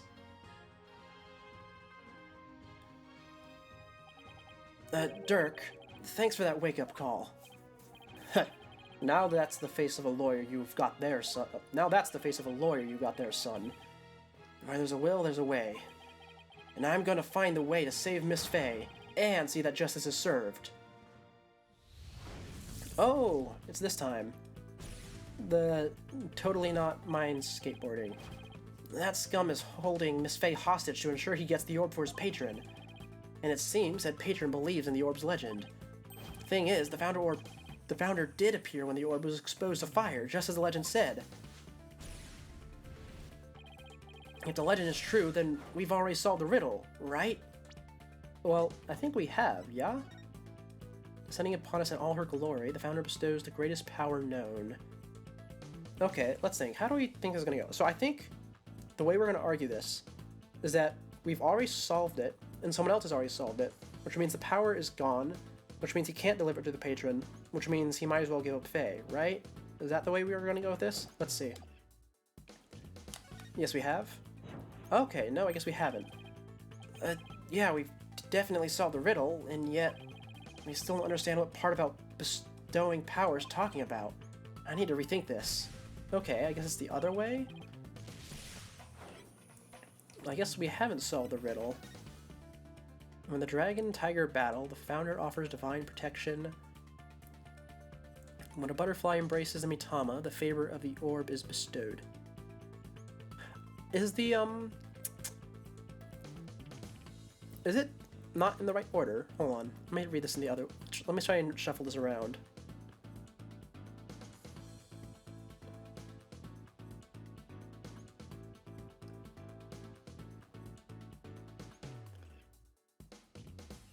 I mean, it might be in a different order, but I don't think they're going to go with that. Anyway, now the legend has not been solved. Huh, what angle are they going to go with this? The legend says the founder will bestow great spiritual power when she returns. But if that's true, it means we haven't solved the whole riddle yet. But how can that be? Are we missing something? Wait, maybe the part about the founder returning should be taken literally. But how would it be possible for a dead person to return to the world of the living? Oh, is he... Okay, so we're gonna argue that Maya needs to be spared because we need someone to channel the spirit, maybe? Oh, I know. There is a way for the dead to return. Spirit channeling. Oh, I got it. So you can only channel someone if you know their true name and their face. And this is the only way to know their face, which means it's the only way that you could channel them, right? But what does that have to do with this case? Huh. Of course, you'd have to know what the founder looks like first. But the orb has revealed her face to us, so what if it's a sign that we should channel her? Oh, is this how we solve... Okay, so... We're gonna free Maya from captivity by having her called to the courtroom, because she's the only... Oh, I guess we could call Pearl as well. But we don't have to tell them about Pearl, we can just say Maya's the only one. Yeah, so we need a spirit medium. Yeah, I think lying to him that Maya's the only spirit medium would work. Well, or rather that she's the only fully fledged one, that's the truth. And the ability of a medium to channel spirits is the final key to unlocking the orb's secret. That means Mr. Addison Whimperson's patron will need one too. And once that slimy politician realizes that, he won't be able to lay a finger on Miss Fey. Okay, going with the less direct route. Everything's going to be okay, Mr. Wright, because Paul Addison Whimperson can't afford to harm a hair on Miss Fey's head. Huh? What do you mean? Mr. Addison Whimperson, it seems you've chosen the wrong person to take hostage. What do you mean? Hostage? What do you mean? I didn't take any hostage. Your patron seeks to solve the orb's riddle, and thereby receive a great spiritual power. However, only Maya Fey can truly give them what they really want. She can? What do you mean, only Maya Fey? Think about what Return of the Founder really means. We should have considered it more literally. After all, the orb was made in the kingdom of Khura'in, the birthplace of spirit mediums. Ah, I think I see now. You need to know what the deceased looks like in order to channel them. But in Khura'in'ism, depicting the face of the founder is taboo. However, her true face was hidden in the orb. So maybe the orb is telling us to try channeling the founder. Exactly. Through a spirit medium, the founder can quite literally return. And if the legend is true, the founder just might bestow spiritual power on someone when she does. It's like when Pearls imbued my Magatama with spiritual power. If a human could be imbued with such power in a similar manner, it is said that the founder possesses immense spiritual power. Such a great feat would not necessarily be beyond her. Wait a second. Then the legend is true? Do you understand now, Mr. Addison Whimperson? You are holding hostage the final key to unlocking the orb's secret. And if anything were to happen to her, the riddle would remain unsolved forever. Yeah, perfect. Alright, I call this the less direct approach. I think this is the more direct approach. But there's always Pearl Fey. I could simply ask her to help. If she wants money, I have plenty to offer. She's not the kind of person to be tempted by material gain. And she certainly wouldn't help you if anything were to happen to her cousin. Or maybe you'd like to go ask the Queen of Khura'in to channel the founder for you. He could, but he'd probably get executed for requesting such a thing. It's over. Now, confess. You killed Dr. Buff, didn't you? It wasn't supposed to end this way. Mr. Addison Whipperson, are you admitting to committing the crime? You're my lawyer, right? Do something. It's true that I'm your lawyer, and as such, it's my job to defend you. However, defending my client isn't the only duty a lawyer has. There's something else that's equally as important. And that is finding the truth. What? Oh, I thought you were going to talk about upholding the law because he's taken a hostage. Mr. Addison Whipperson, you have sought to twist the truth in the dirtiest of ways. I was complicit to your hostage-taking, but in a way, I am being held hostage too. Even so, there's still hope for me to make things right. And I owe it all to you, Apollo. Mr. Wright, I can't allow a murderer to walk away scot-free. Therefore, Mr. Addison Whipperson, I must resign as your attorney. No! What is this, like the 8th time? But no, does this mean I'm under arrest? No! I can't defend myself in court. I'm not a great speaker.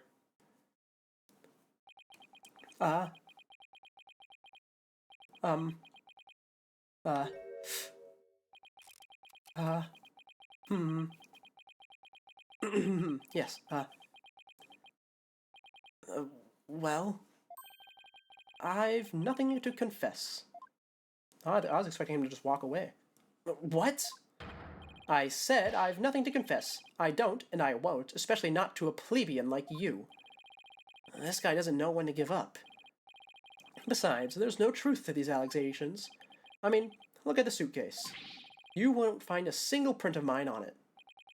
All that means is you wiped them off, taking care only to leave Mr. Arballs.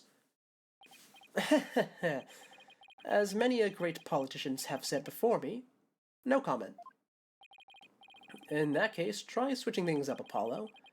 Look at the situation from a different angle. Is there really nothing that points to the suitcase being dropped from up above? Evidence that points to the suitcase being dropped from the 2nd floor. If the killer pushed the suitcase from the 2nd floor hallway over the coffee bar... Yes, this is Army's testimony. That would place him right around here. Maybe, just maybe. Thought of something, Apollo? Oh, I get it. His fingerprints are on the wheelchair still, right? And the wheelchair's here in the courtroom. Bing, bang, boom. Problem solved. I believe this piece of evidence to be connected to the dropping of the suitcase. Well, how convenient is it that we always seem to have the exact thing we need in court by coincidence? In fact, this is the second time a wheelchair has helped us solve the problem. That appears to be a statement. But how is that related to this case? On the night of the murder, Your Honor, Miss Army Buff physically left her room. That's when she saw the doctor burning the orb and subsequently passed out. Right above the coffee bar. But with her there in the wheelchair, the killer wouldn't have been able to drop the suitcase down onto the doctor. Good point. However, according to Sarge, she woke up just as someone was trying to move her in her wheelchair.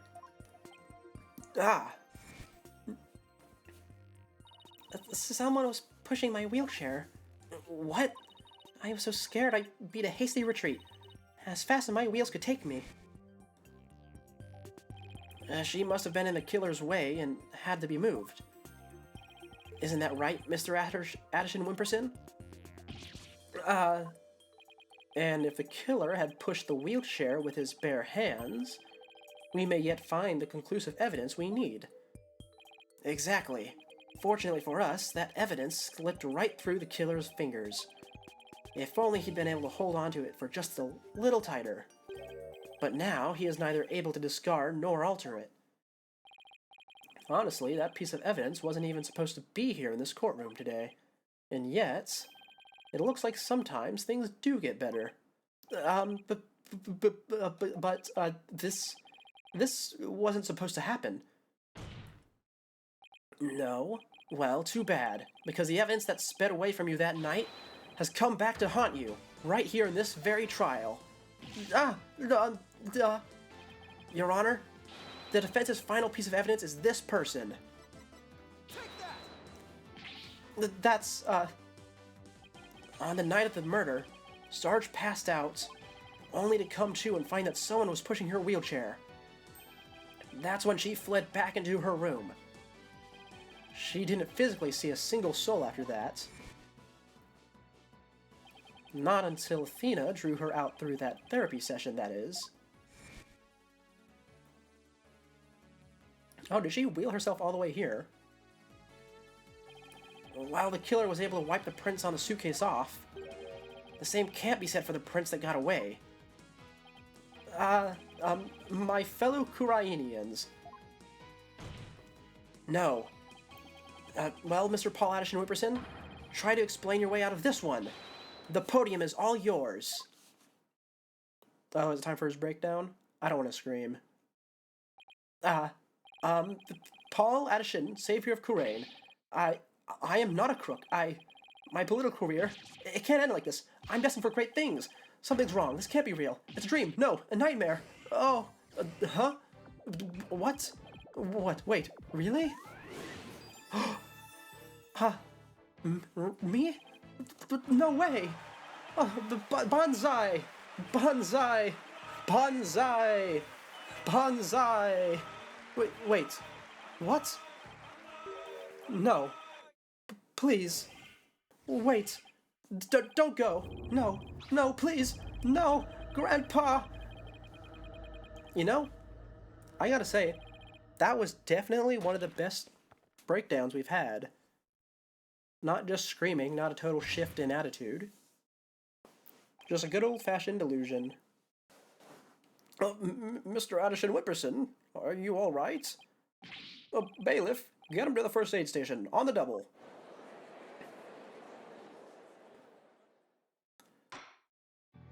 Well, this was yet another unexpected turn of events. In light of everything that's been revealed, it seems this relic is indeed the Founder's Orb. And it seems Mr. Paul Addison Whipperson can be considered a suspect in Dr. Buff's murder. Apollo, I want to thank you for everything. Thanks to you, I didn't have to keep bending the truth. I don't know what I would have done without you. Don't mention it. You were amazing today, Apollo. Well, I couldn't have done it without Dirk. A dragon never yields. Aha, I got it before him. Almost in sync, though. Even when wounded, a dragon bites down hard and never lets go till its dying breath. It glares, it roars, and it latches its jaws firmly onto its prey till the bitter end. And that's what lawyers do to get to the truth. A dragon never yields, huh? Every lawyer should take that to heart. As it seems both sides have no further objections, would Dirk Sunmati please take the stand? This court awards the orb to the defendant Defiant Dragons per the stated transfer agreement. Oh, and there we go. That should be, what, a third of this chapter done?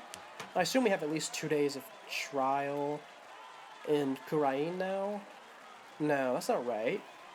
There's no way they would take a break, right? Considering this, how the weight of the situation going on. What would they even have to investigate? Oh, I guess there would be a murder, huh? But who would be murdered? Dirk, maybe? Dats?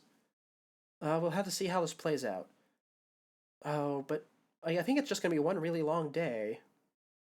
We'll have to see. Should the Kingdom of Kurain claim ownership, the matter may have to be deliberated in court all over again.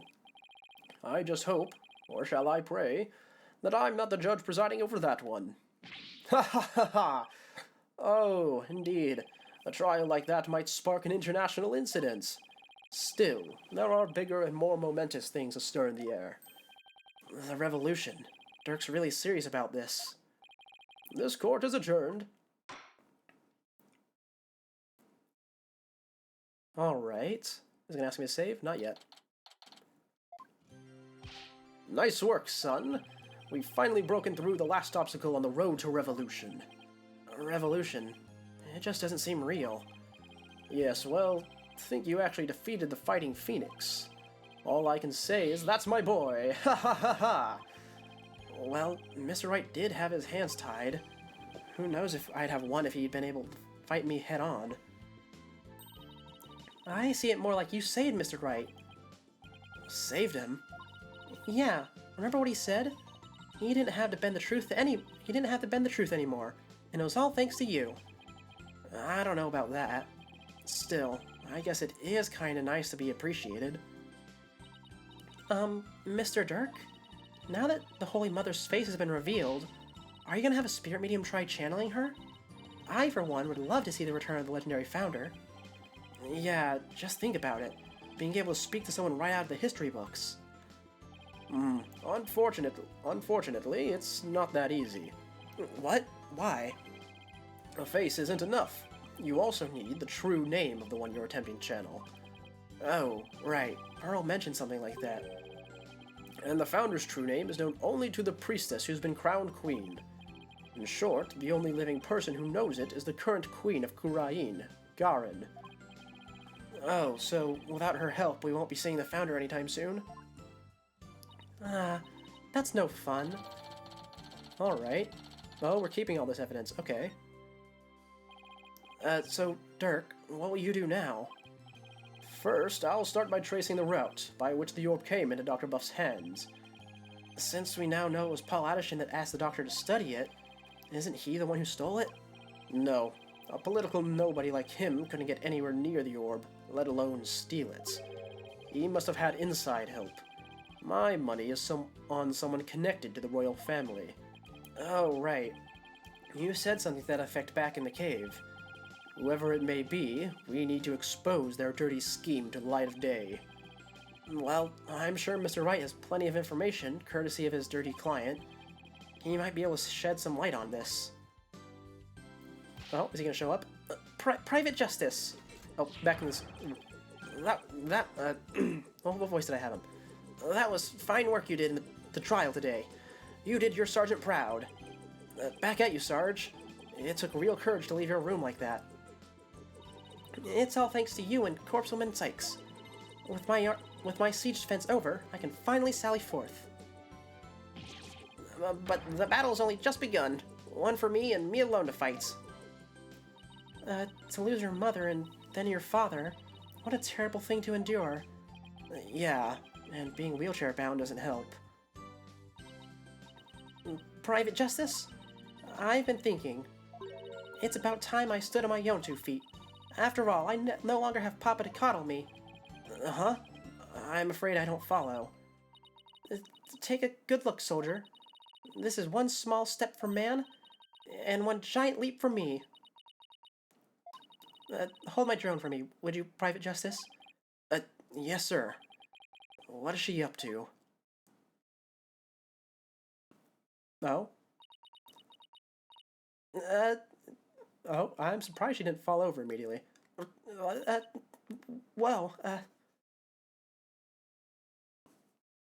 Was she faking it, or is she just... Is it just like she can stand up immediately because game logic? She's standing? What is this? Sarge? You mean your legs? There.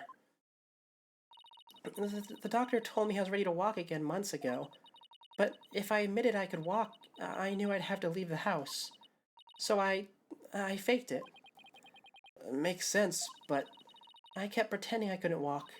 But I know Papa is watching over me now, and I'd hate to disappoint him. So, from this day forth, I'm gonna march forward on my own 2 feet. What a brave kid, trying to move forward like this. But it must be so hard this soon after her father's death. Don't you ever stop. You just keep on walking, comrade. Stay brave, because there will be days when you'll want to stop.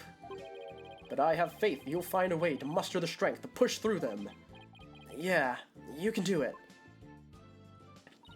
Hey, Daddy's back.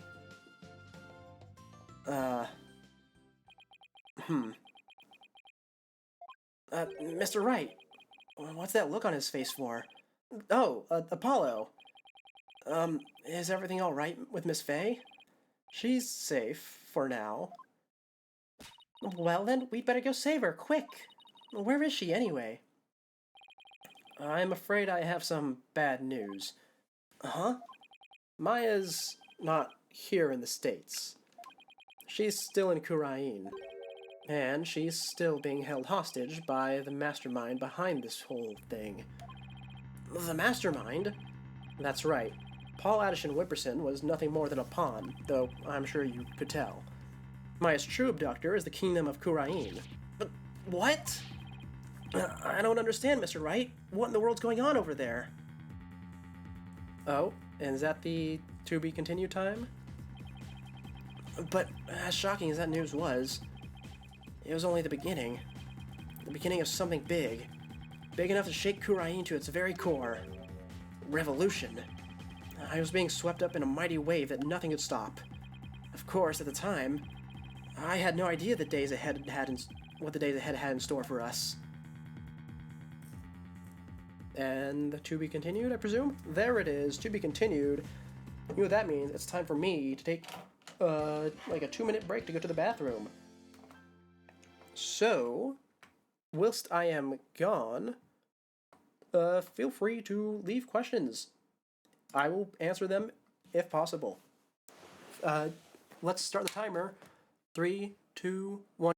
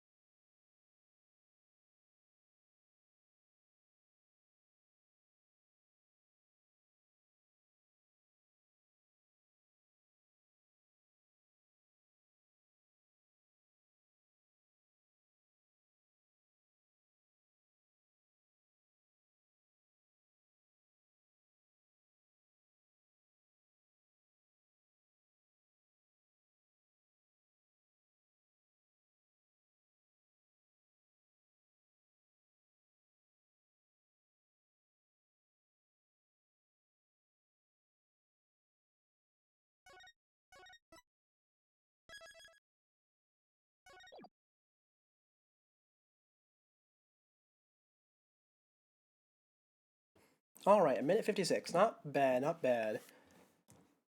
We got that pretty quick. Now, on to the next part of this chapter. I drink some water so my throat doesn't completely give out. Alright. What do you mean Miss Faye is still being held hostage? And who's this mastermind? Paul Addison Whipperson was nothing more than a puppet. His benefactor was the one pulling the strings. But I have no idea who they are. So all we know is that the person he was trying to give... So all we know is that it's a person he was trying to give the orb to? Right. He was just following orders. Whoever it is, it seems they really want to get their hands on the orb. So then, Miss Faye's abduction is the work of the so-called benefactor too? Right again. Whoever they are, they're in Kurain, along with Maya. I wonder who they could be. Right. This Maya, the spirit medium you've been talking about. She wouldn't happen to be that bun-haired young lady you defended back in Kurain. That's her. Why do you ask? I see. I think I know what's going on here. I've got good news for you, right? Maya's somewhere safe. That much I'm sure of. I'm afraid you've lost me. Heh. So, that's who the little snot's patron is. It's all starting to make sense. That fool has no idea I'm here in the States with you all. Dirk, you mind filling us in? Oh, Wright's phone is going off. No caller ID. I wonder who's calling. Hello? Mr. Phoenix Wright, yes. Let me start by thanking you for taking such good care of my subordinate. Who is this? I believe you know me as Mr. Addison's benefactor. Sounds like they're using a voice changer or something to disguise themselves. Where's Maya? Is she safe? I had my ears on today's proceedings. What a shock it was to hear that the key to solving the orb's riddle is a spirit medium. I admit, I did not see that coming. Wait, did they plant a listening device in here somehow? Nevertheless, don't think for a minute that it will guarantee Maya Fey's safety. She is not the only medium within my reach, you see. You harm one hair on Maya's head and you'll have to answer to me. Right, give it here a sec. Wait. Hey there, how's it going, stranger? Who is this? Why, it's your friendly neighborhood dragon. I just happened to be in the US on a little trip. Minister of Justice, Inga Karkul Kurain. But Inga? What? Maya's kidnapper is Kurain's Minister of Justice? Heh. Dirk, is that you, you dirty turncoat? What in the blazes is going on here? Oh, you know, just popped over to the States for a little R&R. But enough about me, Inga. That was a poor excuse for a bluff you pulled just now. We both know your threats are as empty as your head. You can't lay a hand on Maya Fey, and I do mean that literally. What is he talking about? You can kiss your chances of getting the orb goodbye. Maya Fey ain't my only, how shall I say, insurance, you know, Dirk. What? I've got someone dear to you right in the palm of my hand, see? Now that one, well, you can imagine what kind of things I could do, right? Glad you're seeing things my way. Meet me at Amara's tomb tomorrow, 3 p.m. sharp. And you better come alone, got it? If all goes well, the orb is all you'll need to get Maya Fey back. Dirk, what's going on? You heard him. I have to get back to Kurain at once. What? Why? No time to explain. But are you even gonna make it? What if there are no seats left on the next flight? Plus, you're a wanted man. They're not gonna just let you on a plane. Let me worry about that, Mr. Justice. Oh, is this that? Let me worry about that, Mr. Justice. Oh, it's Edgeworth, never mind. Oh, what, Edgeworth? Wait, what? Chief Prosecutor Edgeworth?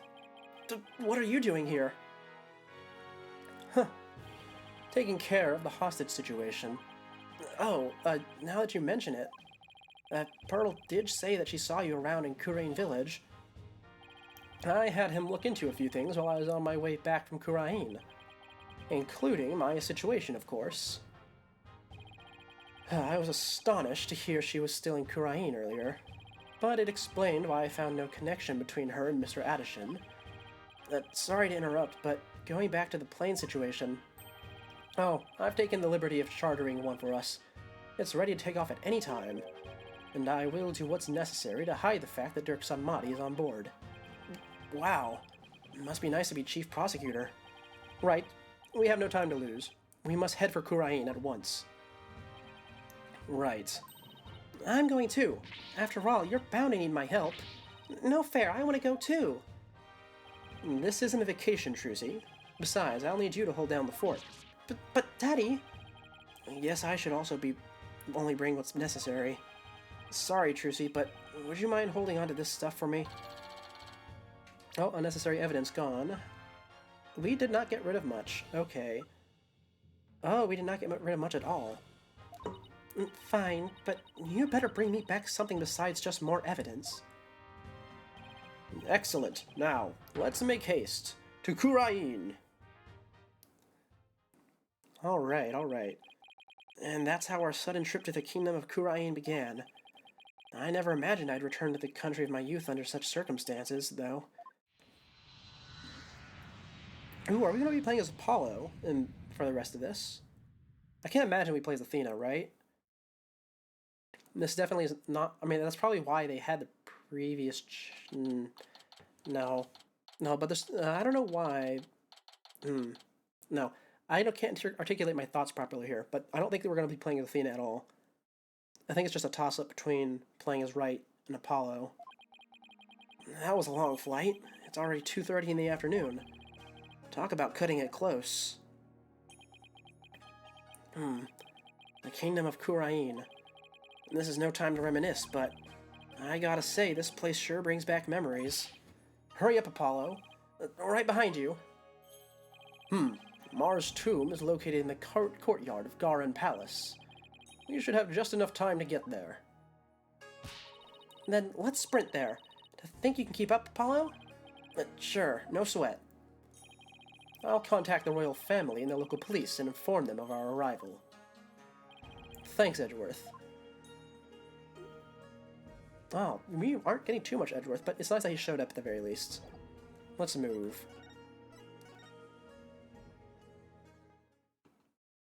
Oh, okay, we just get to go right into the palace, I guess? I wasn't made for all the running and climbing and near drowning I've done this week. Oh, looks like something's happened. Probably a murder. It's 2:45. Only 15 minutes left. See that cylindrical building rising in the distance? That's Amara's tomb. Amara? Wasn't that the previous queen? The one who's assassinated? Yes, and I'm the one they pinned it on. It will take a few minutes to get to the tomb from here. Oh, right, what voice I give her? So, you have returned, Barbed Head.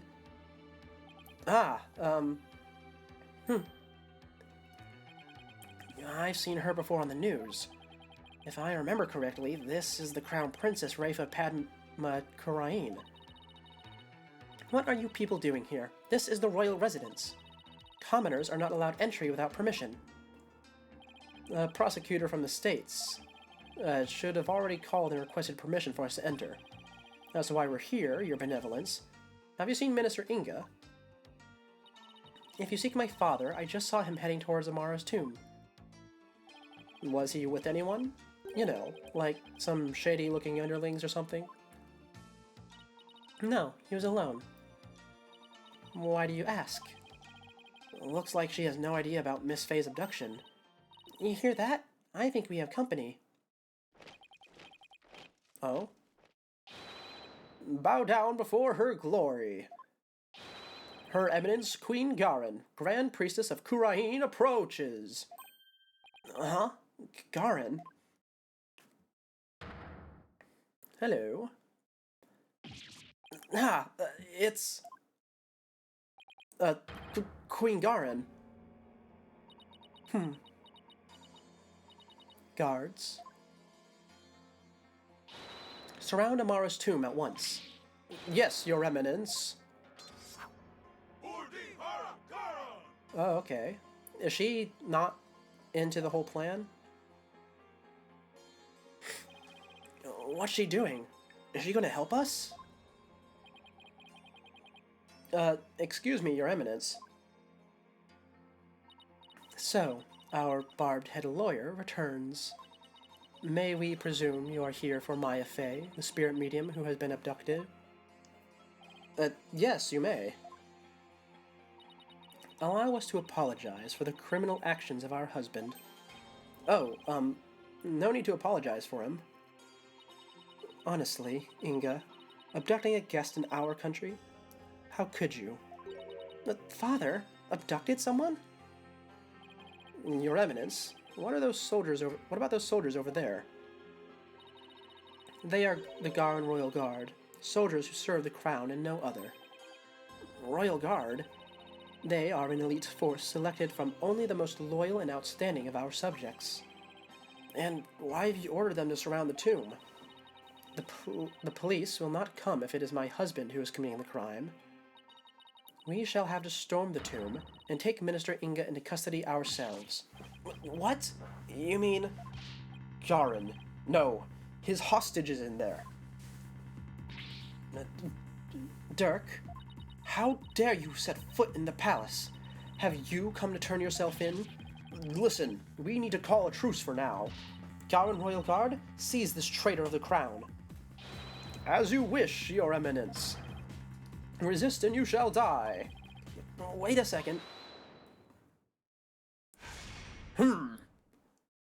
Slow down there, Garin. I am here to conduct a hostage exchange. But if you take me in now, Maya Fey is as good as dead. A hostage exchange? And why would he choose to do such a thing with you? We can talk about that later. Right now, I need to get in there before it's too late. If I can't resolve this in 20 minutes, you can storm the place. Now then, if you'll excuse me... Okay. Dirk, wait! Guards, allow the insurgent Dirk Sanmari to pass. Barbed you have some serious explaining to do. Okay, hold on. Who's already dead? I can see the mess in this building to the right. Someone's dead in there, right? And if not, first of all, then I don't know why it looks like that. And second of all, one of those two is going to die in that building. Probably both. Right. Well, while we're waiting here, Apollo, why don't you explain the situation? What? Me? Leave nothing out, Hornhead, or I'll dehorn you where you stand. Hornhead? She doesn't waste any time coming up with nicknames. And what's with that attitude? Her father's the one who abducted Miss Fey. Do my ears deceive me, or did I hear talk of my father abducting someone? Oh, you heard right. He abducted Maya Fey, and... insolent fool. Pardon my rudeness. A gentle soul such as my father could not possibly have committed such a crime. Gentle? You think he's gentle? I'm afraid it's true, Your Benevolence. He's holed up in that tomb as we speak. Really? I find this difficult to believe. Why would he do such a thing? Your Benevolence, you saw your father heading towards the tomb? I did. I was over on that veranda, deep in thought, when I saw him hurrying toward the tomb. I'd say it was about 10 minutes ago. Why was he rushing? Maybe he was worried he'd be late? Did you see anyone else heading for the tomb? I saw no one else after he entered. So, Minister Inga and Miss Fey are the only ones in there besides Dirk? Who knows, but I wouldn't be surprised if he had a minion or two with him. Dirk, I sure hope he's alright. It's only been 5 minutes. It feels like an eternity. Patience, Apollo. Patience.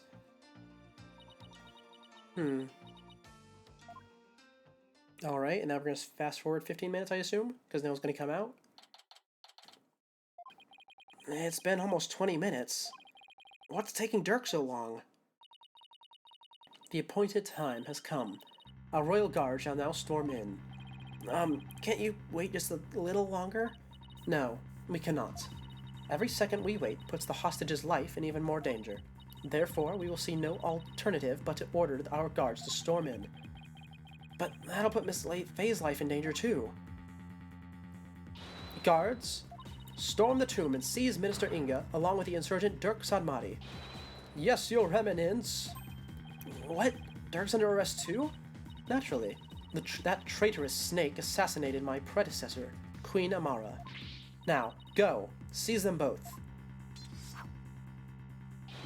Rah! We're going in!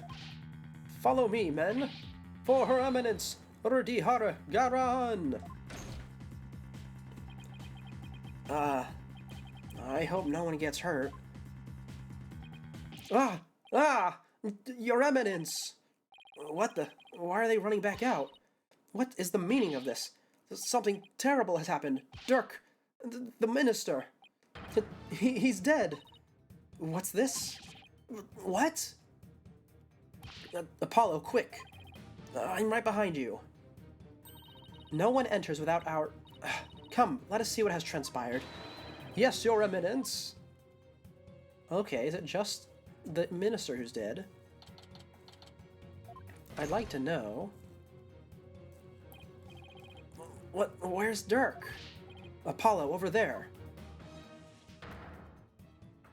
Oh, okay, Dirk did kill him, I guess. Dirk? Dirk, what have you done? Apollo? Look! So it is Minister Inga who has fallen? Guards, seize this murderous man at once. Yes, Your Eminence. Surrender now or perish, rebel scum. No, wait. Ah! Okay, what's happened here? Where's Maya? Is she channeling someone?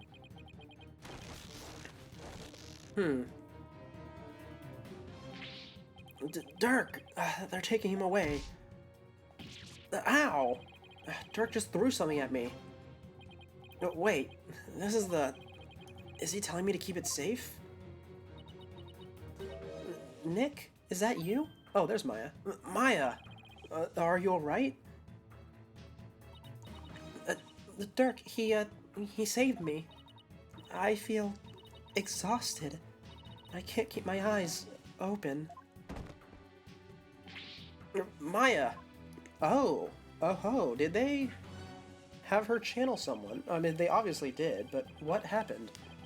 Minister Inga, the man behind Miss Faye's abduction, has been killed. And Dirk was arrested for his murder. So it was that the abduction of Maya Fey came to a sudden and unexpected resolution. With this, the curtain fell on the minister. But things were far from over. Okay. Huh. That's an interesting way for this to go. Apollo, what happened? I can't say for sure, but from what I can tell, it seems Dirk has killed Minister Inga. But what? You think he did it save Miss Faye? Most likely, but who knows? I'm really confused right now. My father, this cannot be. I must see for myself. Your benevolence. We cannot allow you to pass. Fools, stand aside. Forgive us, but we have direct orders from Her Eminence, Queen Garin. Oh, Father. Oh, Father. Dirk, you will pay for this. Apollo, let's go regroup somewhere. Yeah. Dirk, it wasn't really you that did it, right? Well, I think there's a pretty good chance that he did do it. But considering the way these games go, he's gonna be innocent, I think. Are you okay, Apollo? Yeah. Edgeworth's speaking with the local police, so let's sit tight until he returns. Okay. I know you must be in a state of shock right now, but I need you to stay with us, Apollo. He's right. I can't go to pieces now. Thanks, Mr. Wright. I'll be fine. Oh, another time skip? I guess he's just in shock, and so he's just standing here? Oh no, we're just waiting for Edgeworth. Right, Mr. Justice. I'm afraid I have some bad news. Looks like things will only get more complicated from here. Prosecutor Edgeworth, what's happening with Dirk? As I understand it, he has been officially charged with the murder of Minister Inga. He has? However, I did manage to get us permission to investigate the crime scene, and I expect we'll be allowed to visit Mr. Sanmati shortly. Thank you. I'm sure glad Prosecutor Edgeworth is here with us. Also, it just so happens that Detective Skye is here in Khura'in, so I have asked her to assist us with our investigation. What? What's she doing here? It seems Prosecutor Sanmati has grown quite fond of her. He's been ferrying her around all over the place. A few days here, a few days there. they've almost become a team of sorts. And despite what Nayuta says, it seems he thinks highly of Emma's skills. So, what now, Apollo? I think I'll go pay Dirk a visit at the detention center.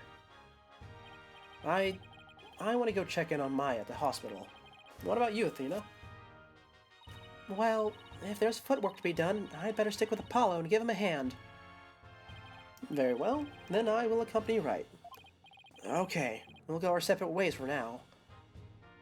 Alright, if anything comes up, you have my cell number.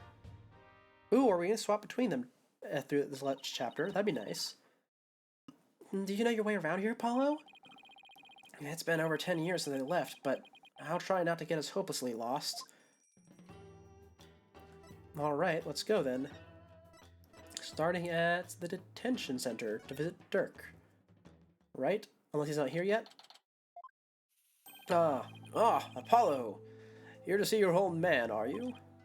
Dirk, are they done interrogating you? Nope, the fun hasn't even started. I imagine they'll really rake me over the coals, though. I don't even want to think about how harsh their interrogation method will be. Yeah, but that's nothing compared to what they'll do if they find him guilty. They've branded me a terrorist who killed the previous queen. And now the Justice Minister. If found guilty of these crimes, I'll be facing a very public execution. Public execution? This is worse than I thought. Come on, son. Turn that frown upside down. You'll jinx us. As soon as I get out of here, I'll take you to this tasty hash house I know. I'd like that. I really need to focus on what happened. Time to switch to work mode. Dirk, can you tell me what happened? Oh, and there's something I want to you to take a look at. Okay. Let's see. What do I want him to take a look at? Dirk, what happened in there? You didn't really kill Minister Inga, did you? Well, thing is, I really don't know. Huh? I remember seeing the mural of the founder right as I entered the tomb, but I got all dizzy immediately after that.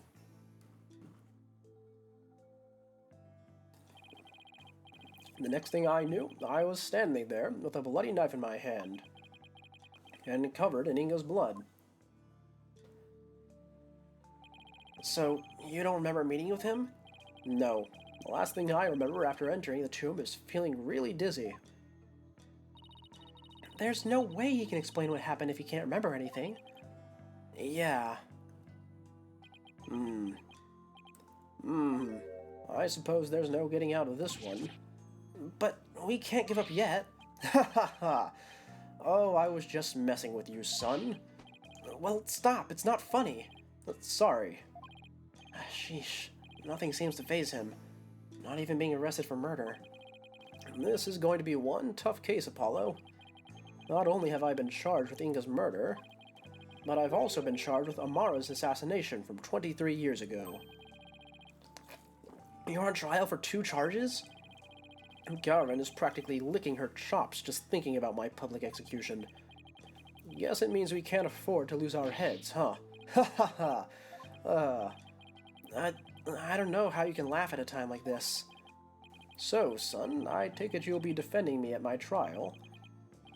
Of course. You can count on me. That's my boy. It looks like your nerves are as steely as those vocal cords of yours. After all, you've got the Defense Culpability Act to contend with, too. Oh, right. So if you're found guilty, then I'll be charged with the same double homicide, huh? Don't tell me you forgot about that. I'll be fine. I just had to make sure we win this one. You sure?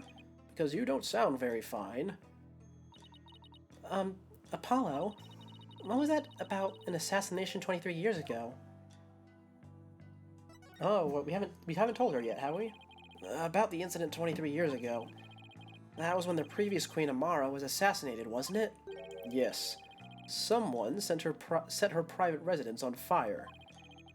She lost her life in the ensuing blaze. And you were arrested for the crime? Why would they arrest you, Mr. Zanmati? Weren't you just a lawyer back then? What relation could you have had with the Queen? About that. Amara was... well, she was my wife. I may not look the part, but I was once husband to a queen. In short, I was royalty. What? No way! Are you saying you won the heart of the reigning queen? Ha ha ha! Come on, you're talking to a guy who honed his prowess against witnesses on the stand. Even a queen is no match for this dragon's glare. Wow, you're really something else. So, was a verdict ever reached, Dirk? I acted as my own attorney and won. Until I was accused of fabricating evidence, that is. Then it all went south. Now, where have I heard a story like that before? What happened after that? I made a run for it. You ran? But why? I didn't kill Amara, and I didn't fabricate any evidence. But if I had stuck around for a retrial, I'd have been found guilty for sure. I couldn't allow that to happen. Amara's true killer would never face justice if I did. So I left my law practice behind and went underground. But that was 23 years ago. Are you telling me that after all these years, you still haven't discovered the truth? Yeah. The fact is that it was an arson. The fact that it was an arson means that the crime scene was reduced to ashes. There is little in the way of evidence left. It's just been brick wall after brick wall. I guess that means it's all up to me to figure it out, huh? Along with Minister Ingel's murder, of course. I think I'm gonna be sick. Come on, son, don't look down. With you on the case, it'll work out somehow. I hope he's right. Say, son, do you remember my office? Sure. I remember that messy, dimly lit room. The file I've amassed on Amara's assassination is kept there. I think it might help you on this case. Do you remember how to get there? Let me think. I recall going in through a manhole. Oh, you actually do have to go in through the manhole. Okay. How could I not, Dirk? I hated how I always got so dirty getting there. And that stench. Heh.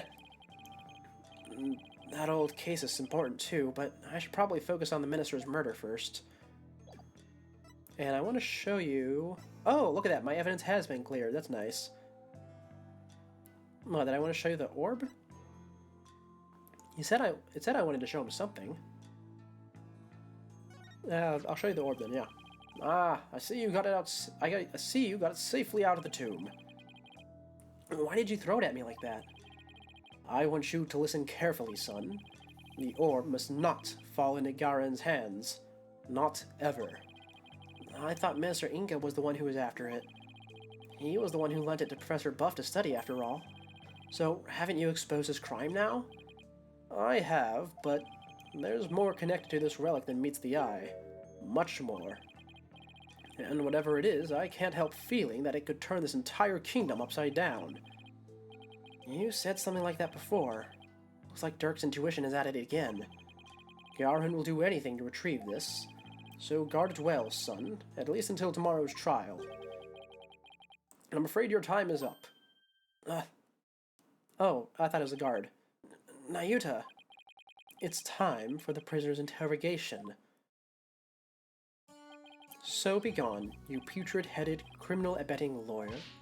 Wait, don't tell me you're the prosecuting attorney. What? But that would mean... Is there a problem here? You bet there is. He's your father. And your point is? My relation to the accused is irrelevant. The fact remains I am a prosecutor. No, that's not what I don't think I'm getting through to him. Nayuta? Long time no see, son. How have you been? Look. I hear you've been serving Garen. Rather faithfully, in fact. Whatever happened to our dreams of taking her down and changing this country, son? The past is in the past. What do you mean? Why are you doing this? It's simple. People change. The Nayuta you knew exists no more.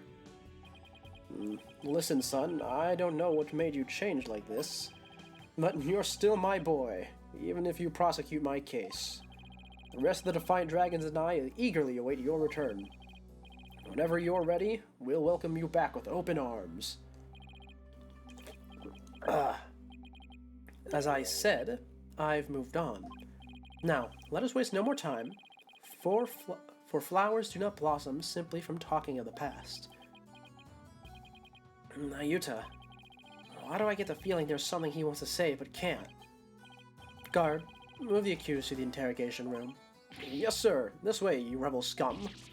Ow! Watch it. Not so rough, will you? Nayuta, is he seriously going to prosecute his own father? Alright, well, it's time to move on, I guess. That's a bit of an abrupt end. Let's go to the tomb next. We need to do some investigation. So, this is the tomb of Amara, the previous queen of Khura'in. It's really lavish. I guess you could say it's fit for a queen. Is the faceless woman in that mural over there Amara? No, that's the Holy Mother. She's the one who brought spirit channeling to Khura'in. Oh, right, the woman in the orb. Oh, it's you two. Getting right down to business, I see. Hi, Emma. We heard you'd give us a hand if we needed it. Yep. Mr. Edgeworth asked me to help where I could. So, it's been quite a while since you've been back in Khura'in, I hear. Yeah, more than 10 years, in fact. Well, you sure didn't waste any time. I mean, you're already mixed up in a murder. You're as big a trouble magnet as Mr. Wright. Please don't say that. My luck's already bad enough as it is. Emma, I hear Prosecutor Sanmati has requested your services again. He seems to have really taken a liking to you. You mean his ephemeral holiness? I don't mind that he approves of me and my abilities. It's just, his people skills need some serious work. But when he manages to smile and compliments my work, it's hard to say no. Plus, working on investigations... Oh, I missed one of those. Oh, she's talking fast. Oh, to make matters worse, the defendant in this case is someone I know. I mean, how could this get any worse? Oh, man, I completely fall apart whenever the dialogue advances automatically, especially when I don't notice it. It sounds like they've got one complicated prosecutor-detective relationship going on.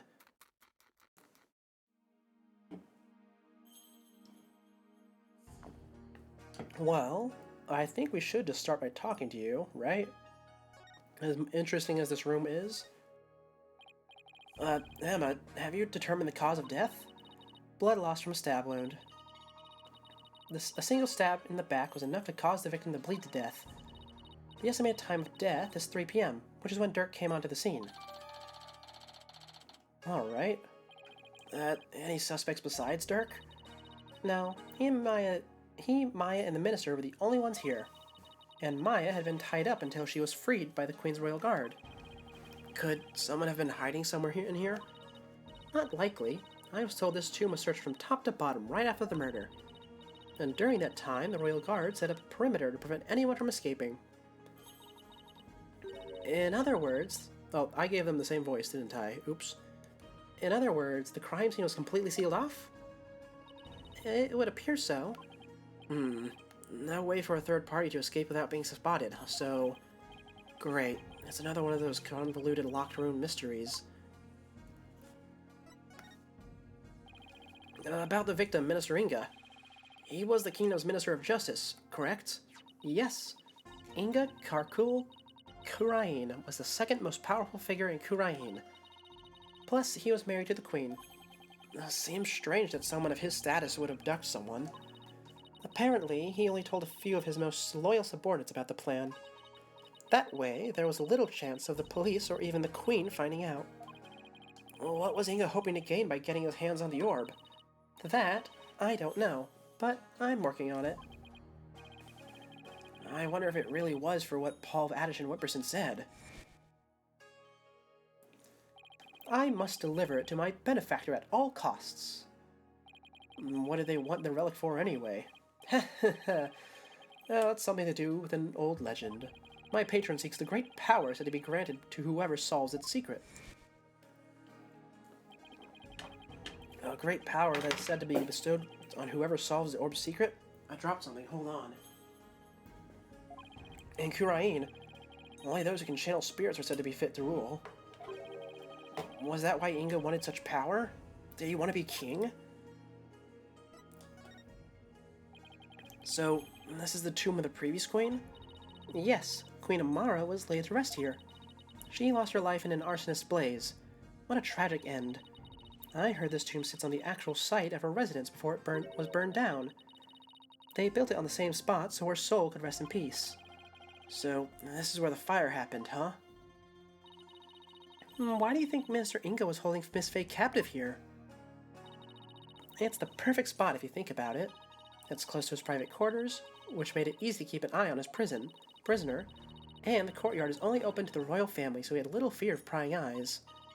Plus, the tomb is normally locked, and the royal family is allowed access. So that's why he picked this place. How long had Miss Faye been held captive? About 6 days. Really? That long? It appears that she was severely weakened by her prolonged confinement. She passed out as soon as she was freed and is now on an IV drip at the hospital. She's been asleep ever since. Oh, well, that's why she's tired. I thought it was because of the spirit channeling, maybe. But still could be. Poor Miss Faye. I hope she gets better soon. Emma, do you mind if we start looking around? Sure. I've already got the okay. Knock yourselves out. Oh, and here. It's a diagram the police drew of the tomb. I thought I'd give you a copy to help your investigation along. Thank you. Okay. Oh, and let me know if you need my forensics expertise. Don't you dare keep all the fun to yourselves, you hear? You don't need to worry about that. Besides, I'd hardly classify this as fun. Now, where do we want to start? Well, we should start by just getting a look around. Okay, the blood on the sarcophagus, corpse down here. This is presumably where Maya ate, right? The second chair over here for some reason. Broken statue. Let's look at these images up top. It's not the Holy Mother. It's probably Garin. Not Garin, Amara. So you can see Amara here, probably teaching to the masses something. See her and Dirk. A weird baby, maybe her. It has white hair. Up here we can see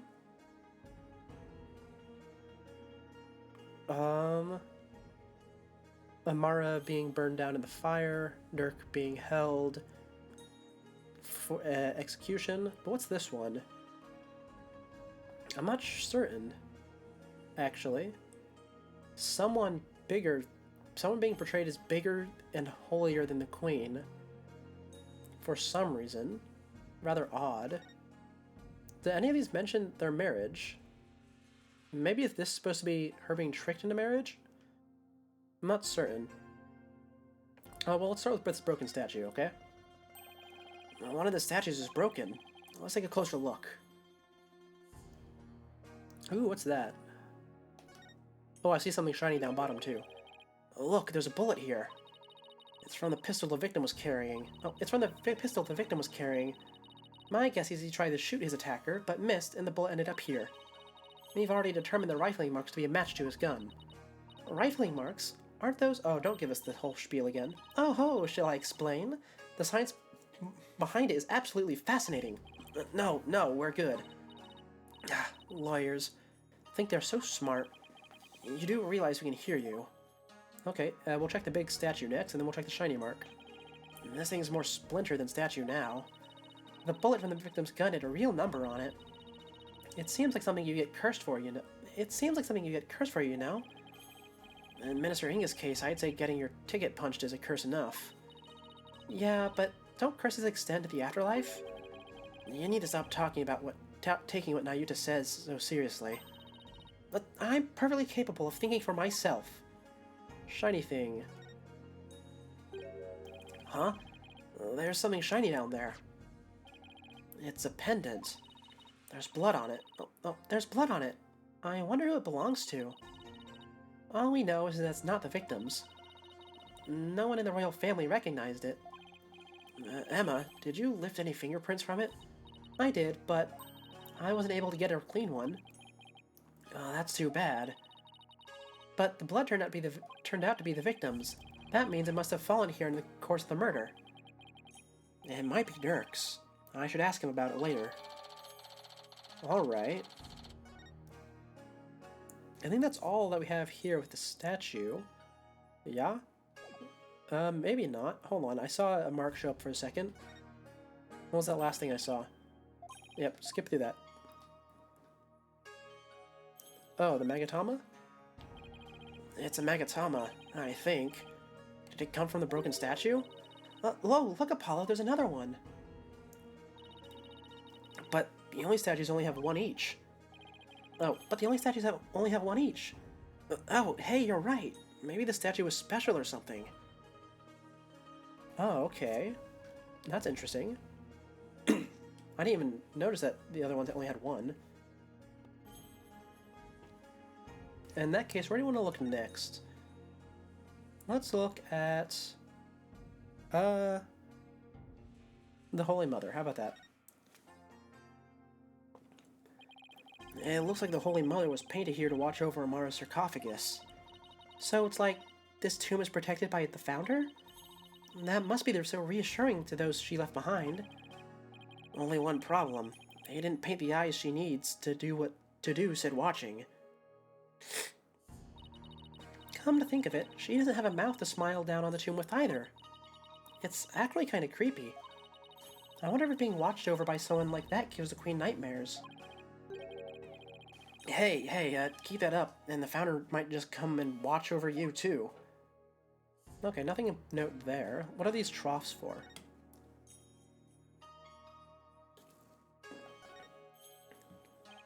It's full of ash. They must burn incense in here. So, I was wondering, Apollo, did the ash come from the incense sticks that were burned in this?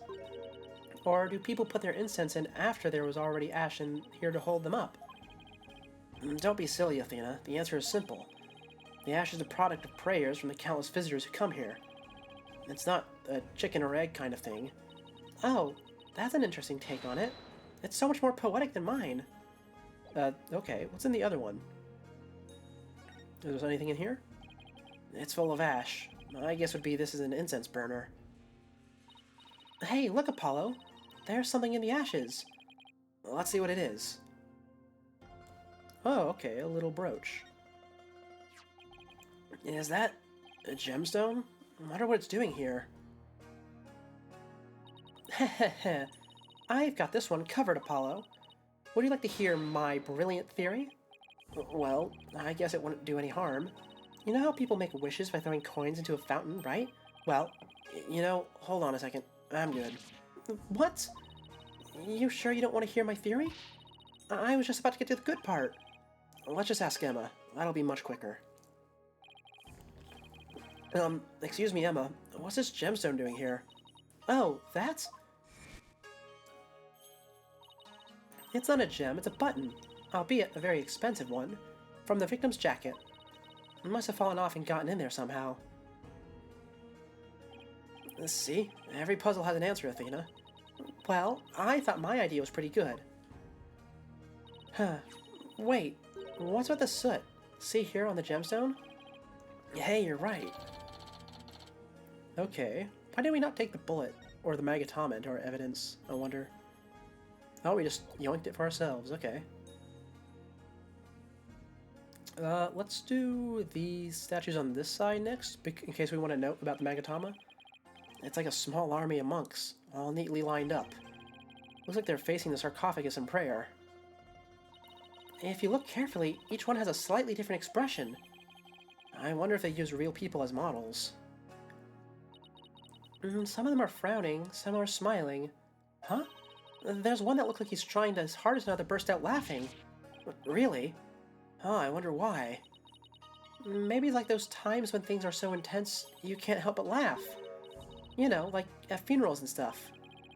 They went through all the trouble of depicting that? Talk about going overboard. Okay. Well, I'm not gonna get anything out of that, just gonna tell me look at it from a different angle.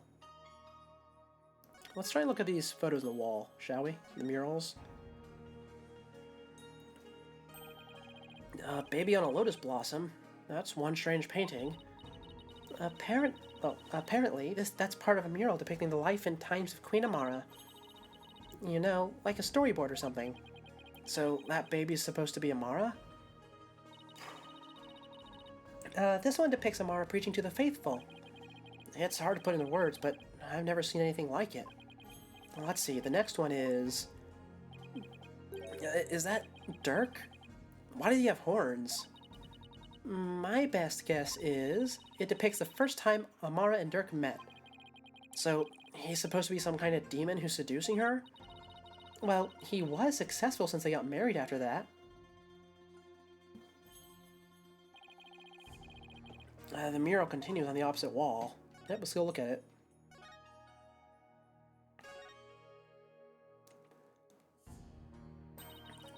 Is this supposed to be Amara channeling a spirit? Oh, that's what it is.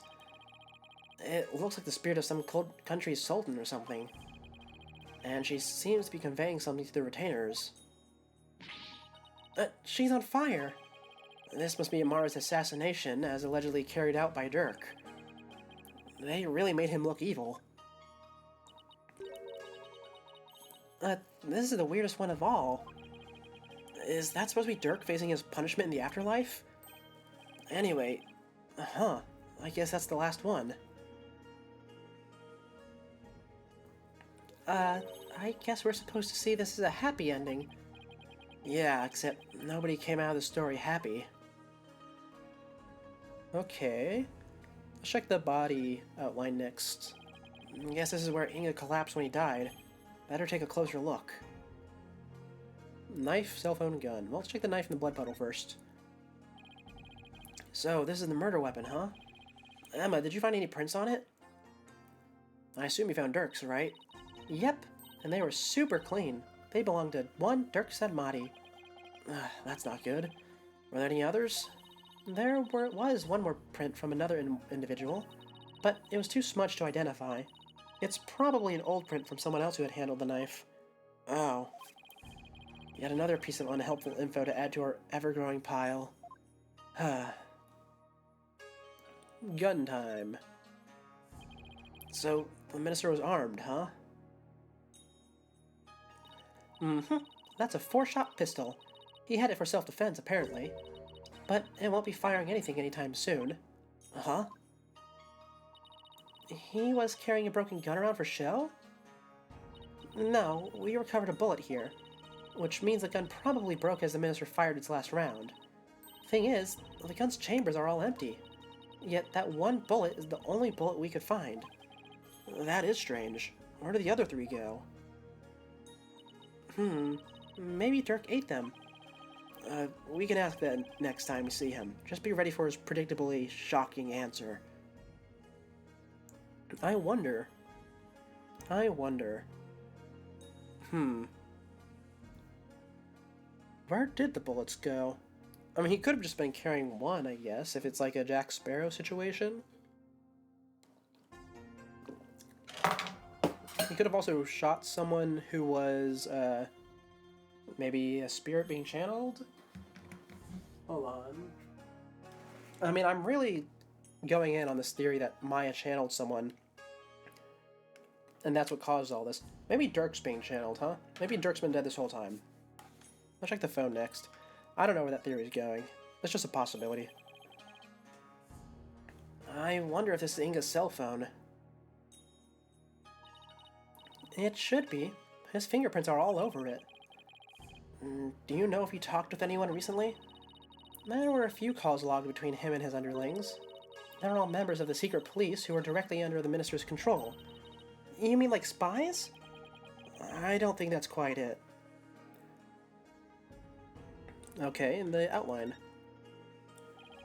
They've already taken the body away. It's kind of sad how familiar I've become with body outlines. I have a photo of the body if you're interested. Oh, perfect. Stabbed in the back? He was stabbed right in the back. The poor guy was practically skewered. What's he wearing on his arms? Those are the cuffs of justice. Seems to be a tradition here for the Minister of Justice to wear those on those forearm cuffs. They look like they're made of a thick fabric, so I guess they aren't for protection. Maybe they're for keeping his sleeves out of the way when handling documents. Yeah, that's probably their original purpose, but over the years, the reason for wearing them was probably forgotten. So now they're just one of many traditional things that people do without knowing why. Oh, I get it. Kind of like the way you roll up your sleeves, huh? Or your psychology, if we're going there. I happen to know why I started, thank you very much. Really, I would have thought it was like symbolic, you know, about the weight of justice, or whatever. Anyway, that's everything we have down here, right? I don't see anything else. Unless I can look at this blood. Nope. Sarcophagus time. Let's take a look at it. Wow, it's covered in blood. With the blood splatter this large, it must have gotten all over the killer, too. Come to think of it. There was blood on Dirk's clothes. The circumstantial evidence points to Dirk being the killer. That's what I'd conclude if I were a cop, too. Why are things always so bleak for me? Did someone come out of the sarcophagus and stab him? Because Dirk was standing facing away from the Holy Mother's portrait, and Inga was stabbed in the back, which would suggest that he was facing towards the sarcophagus, but also his blood is on the sarcophagus despite being stabbed in the back, and also he fell away from the sarcophagus. So it seems like someone got channeled probably in the sarcophagus. No, that doesn't make sense. Maybe Maya was in there. That's definitely a possibility. These chains don't seem to be holding the lid down. I wonder. What about this butterfly? Tell me about it. The sarcophagus is surrounded by a curtain. I bet someone could have hidden behind it. Oh! Oh, that's a curtain. I thought that was the lid, and it just had a cloth on it. Okay. Sarcophagus is much shorter than I thought, which is reasonable. True, but that's one of the many places the Royal Guard checked after storming in. Wow, they really were thorough. Yeah, well, apparently one of their members loves mystery novels.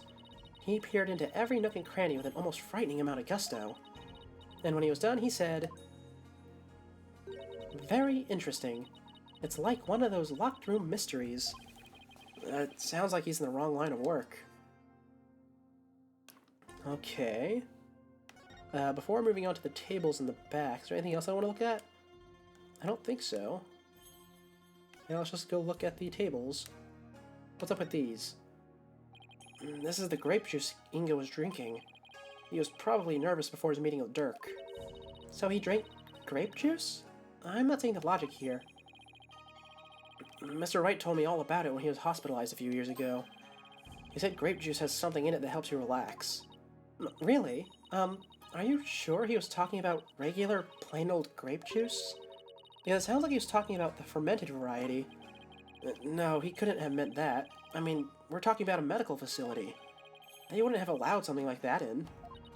Right. Let's just leave it at that. Okay, what about the other chair? Miss Fey was apparently tied to this chair. Let's take a closer look. We should try to cover every angle possible here. Oh, we can use a stick to look around the chair. Okay, we'll check the rope first. I bet you didn't know, but I happen to be a bit of an escape artist myself. Trucy showed me how to do her rope escape trick. Uh-huh. And why would you bother learning something like that? Because we're always getting into trouble and working cases with Mr. Wright. So I thought it might come in handy someday. Well, I guess you're right about that. Miss Fey could have definitely used that knowledge. That's right. So now you just sit right here and we'll get started. What in the world gave you the idea I wanted to learn? Okay, let's see. I assume there's gonna be something on the bottom of the chair, right? Maybe? Ah, there's blood down there. That's what we want to see. Look, there's a blood stain on one of the chair's legs. Really? Really? Oh, hey, you're right. I completely missed that. Let's move the chair so we can check under it. How'd they miss that? Seems like a pretty obvious thing. There's more blood under the chair leg. Huh. I wonder what it's doing there. I have some luminol here. Why don't you do some testing around it? Oh, did someone wipe away blood, perhaps? Oh, I get to check the entire chair, I see. Well, let's start spraying. I don't exactly have an idea of where there would be more. Let's see. None on the rope? Oh, there we go. Look! Oh, blood trail. You know, I thought Emma would have definitely found this. Leading to the sarcophagus. Okay.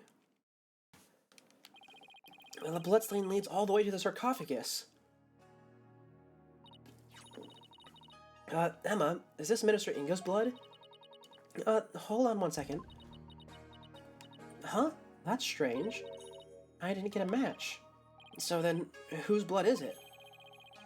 Dirk and Miss Fey weren't wounded as far as we know. And the blood's been wiped... And the blood's been wiped up by someone for some reason. Yeah, that's strange too. Okay. That's probably it, right? Unless we want to look at the chair itself. Poor Miss Fey. She must have been tied up in this chair. I can just imagine how much her backside must have hurt after sitting here for so long. It would have been torture for you, I bet. I mean, you don't know how to sit still. If by that you mean I like to stay active, then I have to agree with you. Huh. Yeah, that seems to be it here. Has it converted to a check mark? It has not. Oh, it has. Curtain time. Someone could have hidden behind these curtains. Ah, here! I'll go give it a try. Well, can you tell I'm hiding here? No, I can't tell at all. That's it. That's the perfect hiding place. We did it, Apollo. We solved the case. No, not really. Sorry to burst your bubble, but the Royal Guard searched the tomb high and low right after they stormed in. And they said no one was in here, besides Mr. Inga, Dirk, and Miss Fey. Well, back to the drawing board, I guess. My brilliant deduction. Destroyed in 3 sentences. Am I not allowed to look in the sarcophagus, really? Huh. Maybe I just had to look at it from a different angle, perhaps? That's the only thing left I can imagine. So, this is Amara's sarcophagus. Let's take a closer look. Oh, perfect. Let me look in there.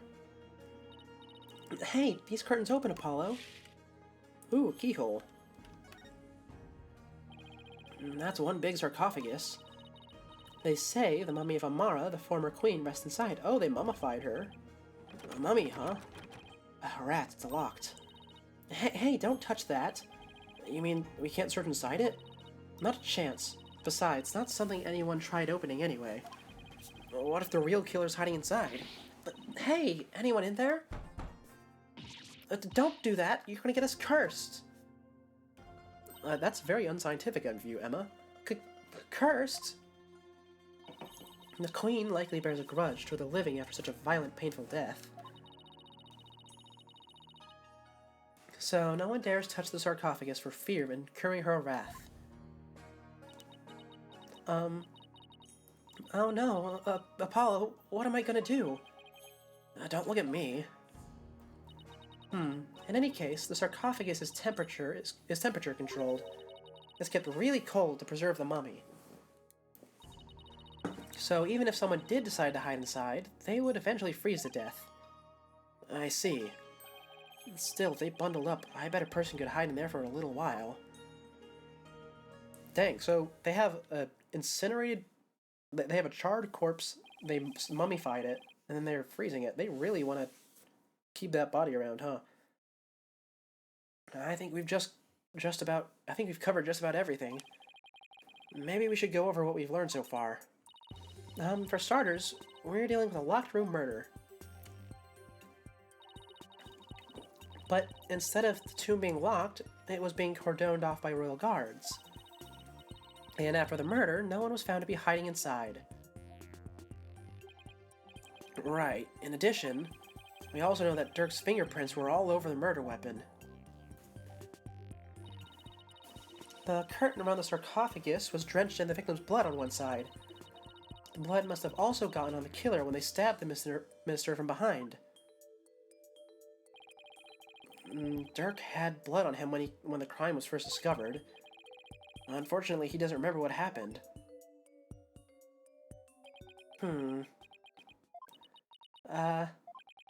This is not good. So, what we know so far is things couldn't be worse for our case, and that's still an understatement somehow. Yeah, it's looking pretty grim. Oh, if you two are done here, I'll have to ask you to leave. Go on, scoot. Something wrong, Emma? Why are you trying to give us the boot? It's just easier if you're not here when his ephemeral holiness arrives. Ah! Speak of the devil. Prosecutor Sanmari. Detective Sky. It seems you've spoken at length with these two lawyers. I do hope you've also kept an eye on them. Yes, of course. Like a hawk. They didn't touch a single thing. Ha ha ha. Give a lawyer an inch and they'll take a mile. Never forget that. There's that look of distrust again. Hey, Nayuta. Do you really believe that Dirk's guilty? And are you seriously going to prosecute this case? I mean, he's your father. You were once part of the Defiant Dragons, weren't you? Hey, Nayuta, wait! I said wait! Come on, Athena, after him. Huh? Oh, right behind you. Oh, and here we go, I guess. Assuming this went right outside. I'd like to inspect this little building to the right, the private residence. Nayuta, would you stop already? What do you want? It's about Dirk. Would you please hear me out? I fail to see why I should. Now, if you'll excuse me... Nayuta, are you afraid of what I might have to say? If not, then there's no harm in listening, right? Very well, speak. But make it quick. There's much I must do. Why does everything have to be so difficult with you? So, I know you'll be prosecuting Dirk's case, but aren't there any other prosecutors in this country? Why does it have to be you? Her Eminence, Queen Garin, personally requested that I serve as prosecutor. She did? That would make it hard to say no. Her Eminence thinks highly of my prosecutorial skills.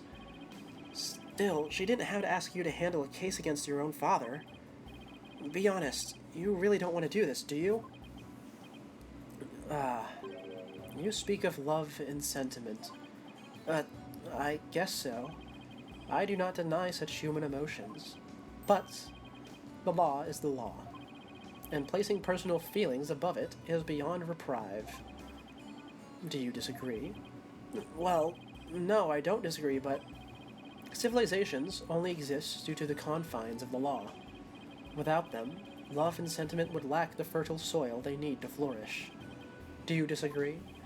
No, but the law must be obeyed. This truth sits above all else, including personal feelings. Therefore, whether or not I am the son of the accused is of no consequence. It is that simple. Or would you say otherwise? But... Come on, Apollo. Tell him how wrong he is. But don't you... You know... Wish it wasn't that way?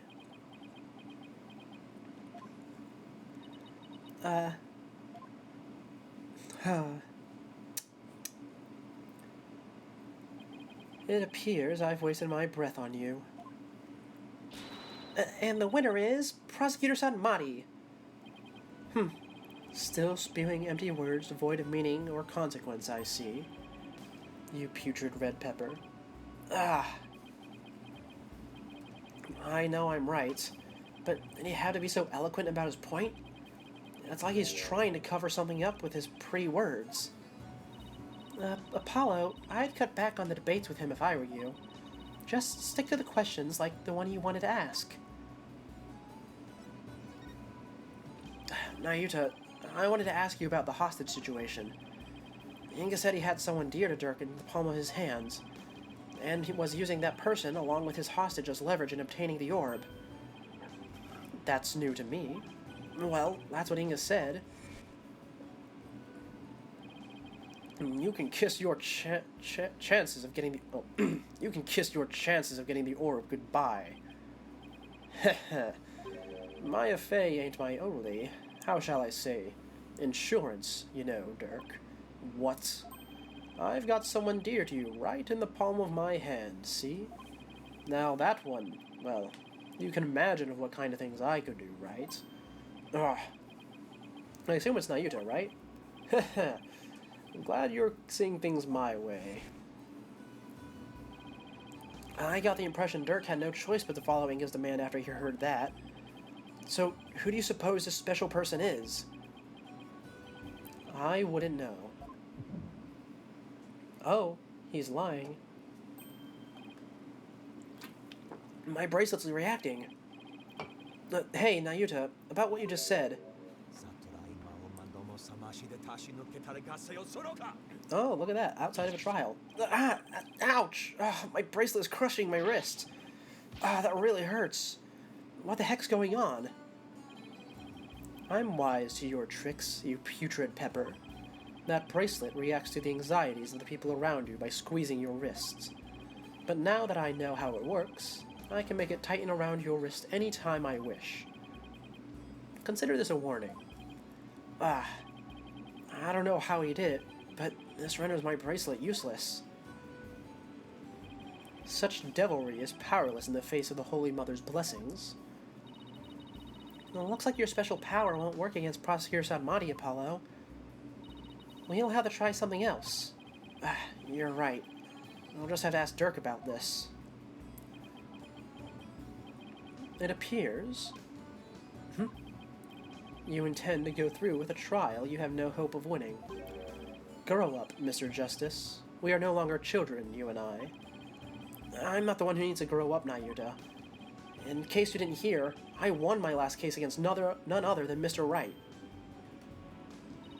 You tell him, Apollo. Is he mad? I can never tell with him. This trial is different.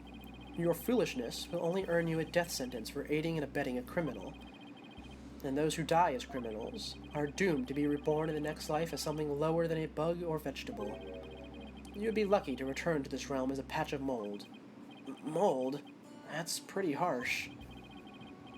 If you wish to avert such a fate, abandon this folly before it is too late. I don't care if I end up as a dollop of blue cheese dressing in my next life. I'm going to defend Dirk in court. You fool. Know this. I intend to prosecute the accused with all my might, no matter what you say or do. Consider yourself forewarned. Now, if you will excuse me. Prosecutor Sanmati knows his father will be publicly executed if he's found guilty, yet he won't even show an ounce of mercy. Nayuta, is this the real you? Have you really changed? Do you really plan on sending Dirk to his death? Do you even hear me? Don't Dirk and I matter to you anymore?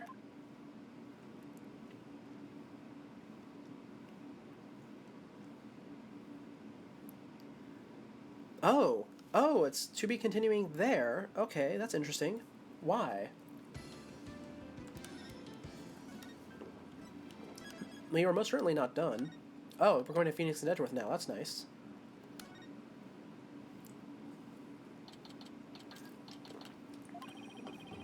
Maya passed out right after we found her in the tomb.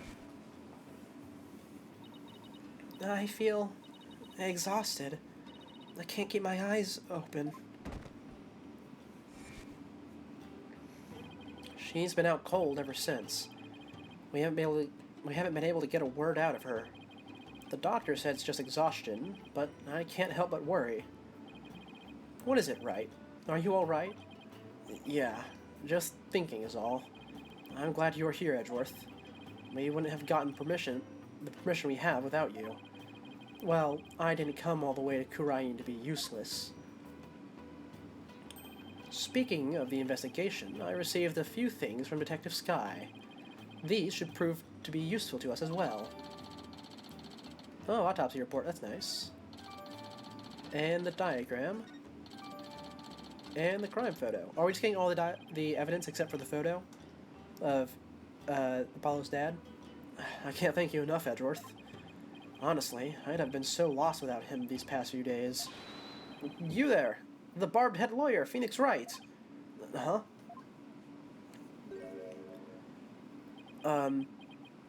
You're from the Garan Royal Guard, right? I am Lucky, Royal Guard member and Her Eminence's shoulder rubber. That's very specific. And what does the Royal Shoulder Rubber want with me? Wait, come to think of it, my shoulders are a bit... Don't be absurd! I am here for one purpose only. I'm here to bring you before Her Eminence, Queen Garan, Grand Priestess of Khura'in. Will you comply? The Queen? What could she want with me? And why does he have to shout like that? I can't fathom why Queen Garan would summon you. But I advise you to accept Her Eminence's gracious invitation. Royal Shoulder Rubber, Lucky, was it? May I join Mr. Wright in his audience with the Queen? The name's Lucky. L-A-H'-K-E-E. And all praise to the omnipotent Queen Garan. For she has already foreseen and approved your request, Chief Prosecutor Edgeworth. You are both to come with me. You mean to say Queen Garan sees our every move? Yes, indeed. Her Eminence's spiritual power is immense.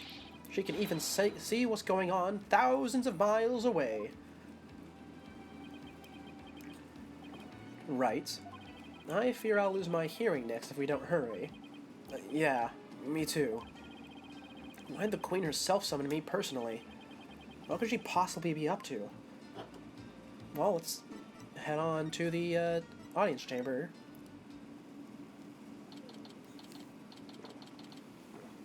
Alright. Ooh, cutscene.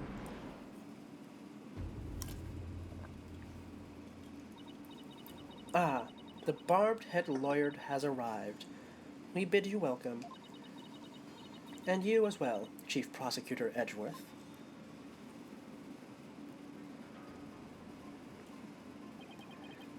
Thank you. This place is still as magnificent as last time. We have heard much about you, Barbed One.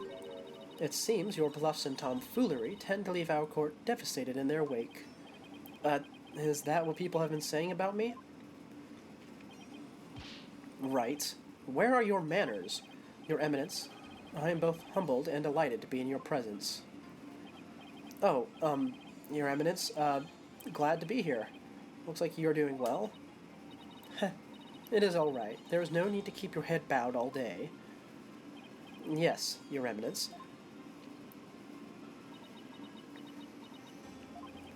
Rafa is not looking too good. I guess even she can't just bounce back from her father's murder. So, what can I do for you, Your Eminence? We wish to question you about something related to the case at hand. Perfect, because I have a few questions of my own. Well, let's start talking. We fear we do not fully comprehend what has transpired.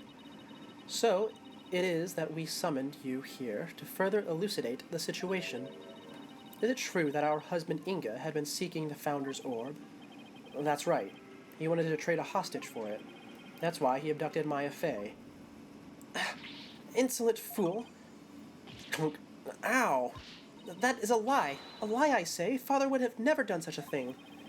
But he did abduct Maya, that much is... I will not stand here and listen to your nonsense. You will pay for this, you...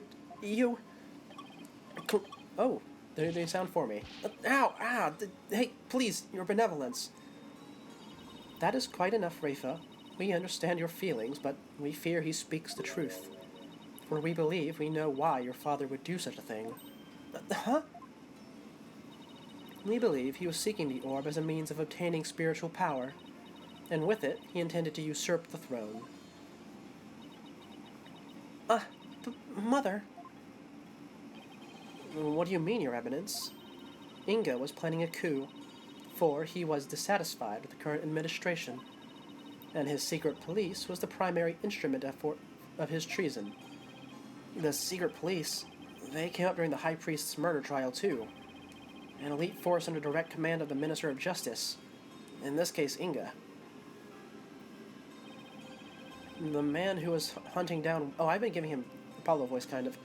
The man who was hunting down rebels as Lady Kira was a member of that group. Indeed, Inga turned that once proud force into his own private army, and he intended on using them to launch a coup and assassinate us. So, Your Eminence had no control over them? As much as it shames us to admit it, Khura'in is not the unified realm it would appear to be. We are truly sorry you have had to witness the dirty underbelly of our kingdom. How could Father... But know that Inga could not have become king simply through our assassination. For in Khura'in, only those who possess spiritual power may sit on the throne. I see. That explains why Minister Inga was seeking the Founder's Orb. Barbed One, do you recall the man known as Peace Leben Understanded? What about him? He, too, was involved in Inga's machinations. Inga had bought his loyalty, ordered the man to steal the orb, and covered up the theft. And then he sent the orb to the U.S. for Dr. Buff to study. It's all coming together. The capture of the infamous villain, Dirk Sanmati, and may prove to be the crowning achievement of our reign. Now, perhaps, the kingdom may return to the peace it once knew. Oh, what a joyous day. Hail to Her Eminence, Queen Garan, Grand Priestess of Khura'in. Her Eminence's spiritual power invoked a blessing straight from the Holy Mother. I could see how her cronies would be elated at the prospect. But the Queen herself seems almost giddy for someone whose husband was just murdered. Father, Rafa, on the other hand, doesn't appear to be taking it so well. About that incident that occurred 23 years ago. The one in which Dirk was accused of assassinating Queen Amara. Yes, he set fire to her private residence, burning my dear sister alive. Murdered by arson. Only a demon would be capable of such a heinous crime. But that event also set the stage for you to become queen. What did you do before you were crowned queen, Your Eminence? As part of our training to be queen, we served in many different governmental positions, the longest of which was the previous Minister of Justice. It was that position that we were best able to support our elder sister, Queen Amara. Interesting. That's her husband's position, or at least it was. And when you ascended to the throne, you passed the Defense Culpability Act. Those who would support criminals will be deemed just as guilty. What prompted you to pass something like the Defense Culpability Act, Your Eminence? The assassination of our dear sister Amara. When the infamous villain Dirk Sanmati was apprehended, he announced that he would act as his own lawyer. That's right, Dirk used to be a lawyer. Dirk had been an extraordinarily talented lawyer and highly esteemed by the people, but he falsified evidence in an attempt to win his own case. I see. But when the truth of his fabrications and the assassination of the Queen came to light, the people were devastated, and trust in the legal system plummeted. Now, why does that sound so familiar? Yeah, I wonder. In Khura'in, the Hall of Justice is a sacred space where victims receive their last rites.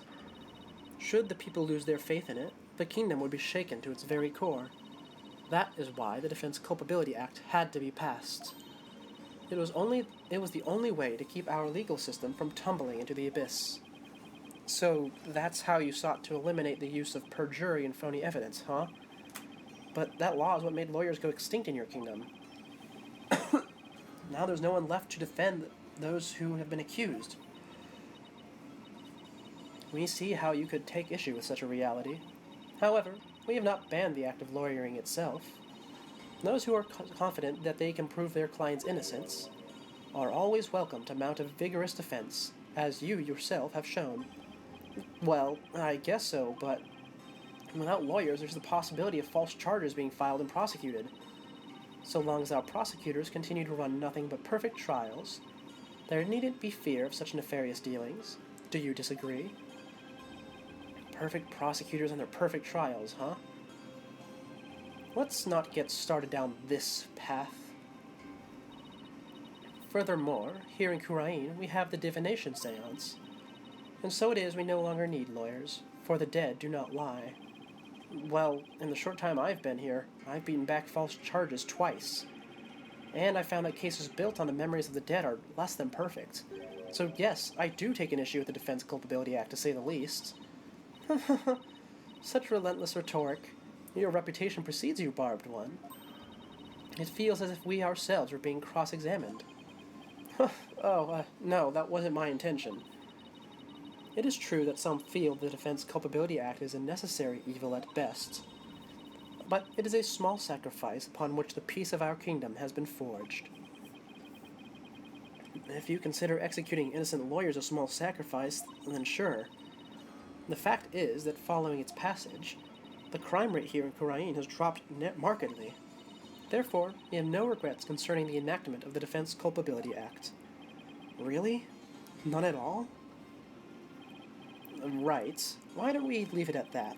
This isn't a court of law, after all. Yeah, okay. About the Founder's Orb that was to be exchanged for the hostage. It went missing after the murder. Would you happen to know anything about that? It's missing. I'm sure Dirk had it when he went into the tomb. If it wasn't there, I have no idea where it could be, Your Eminence. In that case, then perhaps Dirk has it hidden somewhere. Incidentally, there is the matter of that horned youth you were with. Oh, you must mean Apollo.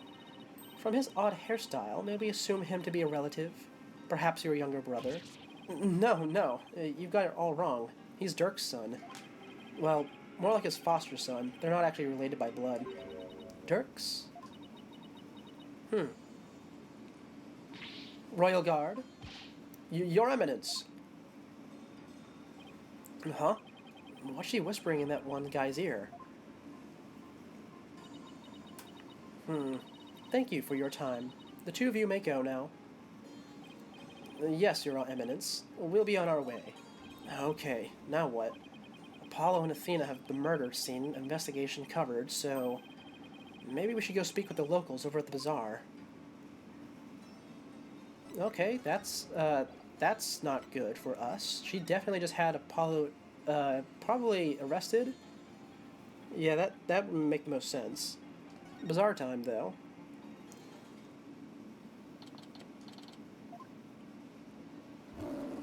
Oh, what's roaring? What? Was that a lion? Oh, that caught me by surprise too when I first heard it. It's the cry of a local bird known as the warbad. Oh, right, I forgot about that. A bird? That sounds like that? Sounds more like a beast than a bird, if you ask me. It's a form of mimicry. You know, to help protect them against predators and stuff? Yes, well, can't say I've heard one quite like that before. Oh, it's more than unusual. It's endangered. It's extremely rare to encounter one in the wild these days. If it's so rare, then what's one doing out here in the middle of the bazaar? You got me. Maybe it's got something to do with it being their national bird. Was that a gunshot? Ha ha ha! Startle ya, PW? Oh, it's him. What was that, Dads? Heh. What? Ha! Ha! The Defiant Dragon's newest weapon. I call his puppy Dragon Snot Snaps. You need those. Why? Because our hard work is starting to pay off. Thanks to our TV signal hijacking stuff, more and more people are joining our cause. But on account of that, the regime's been cracking down on us real tough-like. Yeah, there's been a lot going on lately. You can say that again. I mean, what with that High Priest's fake murder/suicide? People are calling it the DCA tragedy. It's causing a real public uproar. Hopefully this means Taurus' death won't be in vain after all. So, how exactly is a handful of firecrackers going to help you guys anyway? Simple. First, I'll supply them to our fellow rebels. Then we'll use them as diversion when we need to shake Garen's dragoons. Huh? Like this! Wow, hey, stop that. Will you cut it out already? I'm not with the regime, and I'm not chasing you. Oh, your reaction. That was priceless, PW. Oh, I guess I startled that warbad, too. It's a miracle no one's trying to arrest him while he's too busy laughing. You there. Huh? Oh, hey, Reva. You are one of those insurgents, are you not? Yikes! Take that! Huh! Aha! And he's gone. Those firecrackers are more useful than I thought. Barb's head. Your benevolence. What can I do for you? I wanted to speak with you. About what my mother said. I do not believe a word of it. My father could not have been planning a coup. Well, I can understand why you'd feel like that, but it was a setup. Someone must have been plotting against him. And how exactly do you know that? I just do, because the Holy Mother guides me. And as the Royal Priestess, I must uncover the truth for all to see. Maybe this is just how Reva expresses her sense of duty. You're investigating this matter, are you not? Then rejoice, for I shall accompany you and bestow upon you the Royal Priestess's wisdom. That's the best news I've heard all day, Your Benevolence. No one would dare get in our way with Reva by our side. We humbly accept your offer, don't we, Edgeworth? As you wish, right? Excellent. Then let us begin with my father's private quarters. We should be able to find some clues there. I shall expose this false charge for what it is, if it is the last thing I do. Could it be? Is the reason she's so defensive about Inga because she's a daddy's girl? Barbed head, let us not waste any time. My father's private quarters are located within the royal residence. Now, follow me. Wait, she sure is in a hurry. Right, the minister's private quarters may hold evidence related to this murder as well. Yeah, well, maybe we can kill two birds with one stone. Reva's awfully fired up. I just hope she'll be ready for the truth we find. After all, it's hard to believe that Inga was not in full control of the whole affair. Well, let's see. We're going to be running around a lot, huh? Now, if we could figure out which of these buildings houses Inga's private quarters, that's where we'll find Reva. Well, I like to examine some things first, like these footprints. There are footprints coming from this residence. Too bad they just kind of end. I wonder who made them and where they went. Oh, I guess that doesn't mean much for us right now. This overturned urn has spilled its water all over the place. It was already knocked over when we got here earlier this afternoon, so we can rule out Athena at least. Right. What does it say about you if your first suspect is your own subordinate? Now that's what I call an extravagant exterior. Is this where Inga's private quarters are? Watch your step right. That urn's been knocked over, spilling water everywhere. Yeah, the ground's soaked. I wonder who did this. Huh? I think someone's in there. Father. Oh, she's crying. Is that Princess Reva? There are still so many things I wish to tell you. Oh, there are still so many things I wish to tell you. She always puts on such a brave face. But hearing her crying all alone, I can't help but think of Trucy. Father. Princess Reva, are you in there? Just a moment, I'll be right out. Oh, I see you are finally here. Well, let us commence our investigation, shall we? Your benevolence? Maybe you should rest for a minute first. Huh? Oh, you were eavesdropping on me, weren't you? No, I mean, yes, sorry. I couldn't help but overhearing. It wasn't like I was spying on you or anything. You stupid barbed head. You could have feigned ignorance. It's as if your brain-to-mouth filter shuts off the moment you step out of the courtroom. I'm not that bad, Edgeworth. Anyway, what took you so long? I thought you would never get here. You have a lot of nerve keeping the Crown Princess waiting. Oh, sorry? This was my father's residence. I have already unlocked it, so you can go right in. Oh, and be careful. Some dingbat dog got in the courtyard and spilled water over there. A dingbat dog? That's right. The yappy mutt spilled a whole urn's worth. I wonder how it got into this area. Do you know what it looked like? I have better things to do than memorize what some stray dog looks like. Anyway, it was not worth talking about. Let's search my father's room, shall we? I really hope she's alright. Okay, well, let's head in.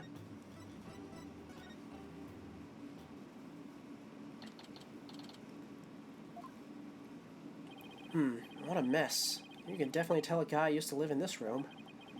I guess Inga and I had at least that much in common. Bah, this staff keeps getting in the way.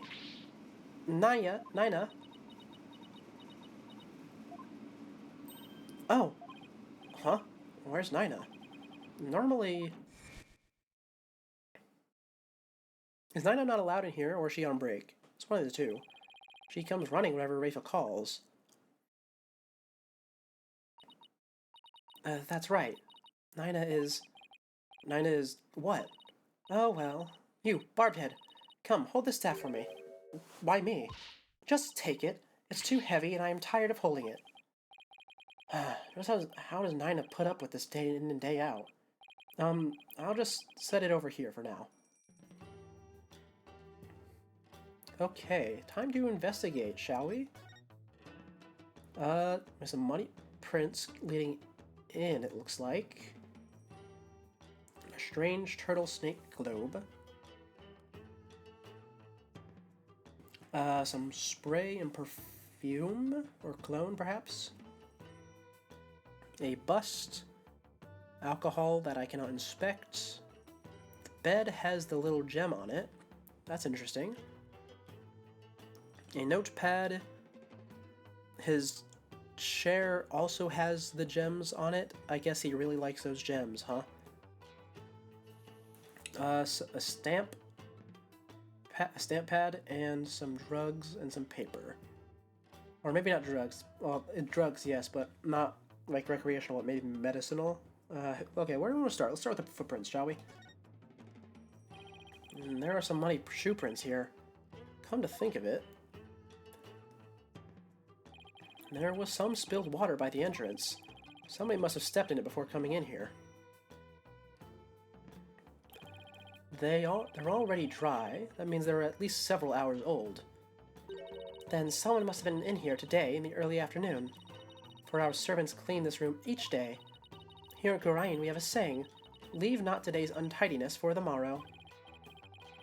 Mine is, why clean up today when you can leave for tomorrow? Okay, what about the stamp pad? This is most likely a special ink pad for the Justice Minister's stamps. His insignia is carved big and bold right on the lid. Talk about overkill. Did he really have to mark everything he owned? What about this spray? What's this? Je suis la belle? Never thought I'd see this brand again. Oh, right. Whose was that? I don't even remember. It appears to be a sample of some sort of spray-on hair color. Color, jet black. Wonder if Inga was going gray. Here, Edgeworth, maybe you can use it. I like my natural hair color just fine, thank you very much. Oh, who was the hairspray guy? I forget. Was it The the restaurant owner, or was it someone else? I don't recall. Oh wait, no, it was the guy from the village with the rustler. Yeah, I remember. Let's check this globe. His desk is crammed full of documents. They appear to be paperwork for executions. But for this many cases? Indeed, something is rotten in the kingdom of Khura'in. This one dates back to 5 years ago. Something tells me he simply kept putting them off because he hated doing paperwork. What about his medicine? It's a syringe and a vial. Those were for my father's back pain. He said it really helped when the pain was particularly unbearable. It was that bad, huh? He must have been injecting some sort of painkiller directly into his back then. Yes, my father said his back pain could knock him off his feet. I know the feeling. I've experienced some pretty severe back pain of my own. Well, we can't have you throwing your back out in court, so why don't you take a vial? Oh, no thanks. I hear your body builds up a tolerance to that sort of thing.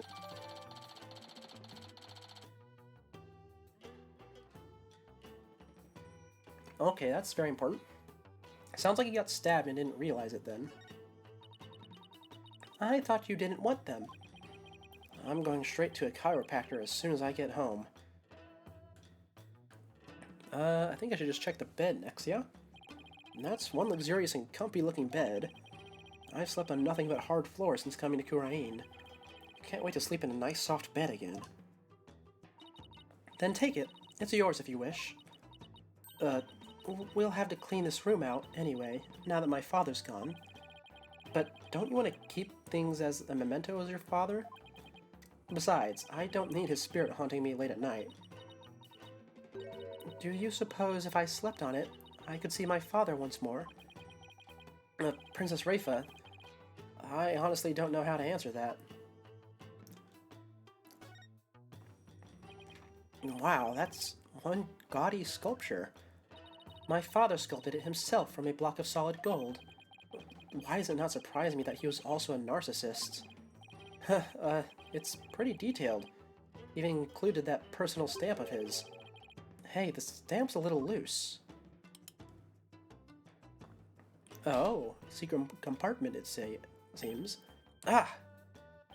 Look, there's a secret safe inside. Oh my! To think that such a thing was here all this time. Rats. Looks like we'll need the combination to get in. Well, it's probably in this notepad.